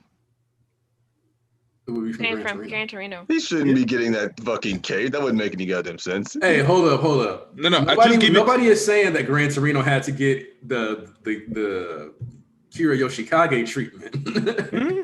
Nah, if anybody's getting that goddamn cape, it's gonna be Deku. We've already seen a glimpse of him in a cape, and it looks great. Gonna be the trash can. Nah, have you not seen that picture? That little like I color have. picture? I have. Yeah. All right. So Fire. We'll see y'all next week. I'm gonna talk to BG about JJK for a bit, work on a chapter review. I should actually be doing another podcast later tonight with Anime Lately. We'll see how that goes. What else do I have to say here to close out? Thank you. Oh, Jigo Karaku's final chapter was today. Expect a series review video on that series, even if you didn't read it. Maybe it'll finally convince you to read it. But yeah, that's probably still my best chapter of the week. Perfect ending. Really enjoyed it. Paid off a bunch of plot points in like one go. Y'all have a wonderful day. First off, thanks to everybody who showed up in the stream. Special thanks to like Tyler Hawk, and honestly, Tyler Hawk like stole the show because I can't remember the names of anybody else who donated now because I wasn't expecting that many in a row. Yep, Google donated. Tarnish donated. Yep. Andrew Lulliver donated. So There we go. So yeah. And Le Gabiru donated rubies. So yeah. Yep. Which led to a whole investigation. Yes. On economic policy. So yeah. Oh God, no. Jigo Karaku was clear Chainsaw Man, if I'm being honest. But that's a whole other discussion. Y'all have a wonderful day. This has been the Church of MHA, and we out. Oh, wait. No.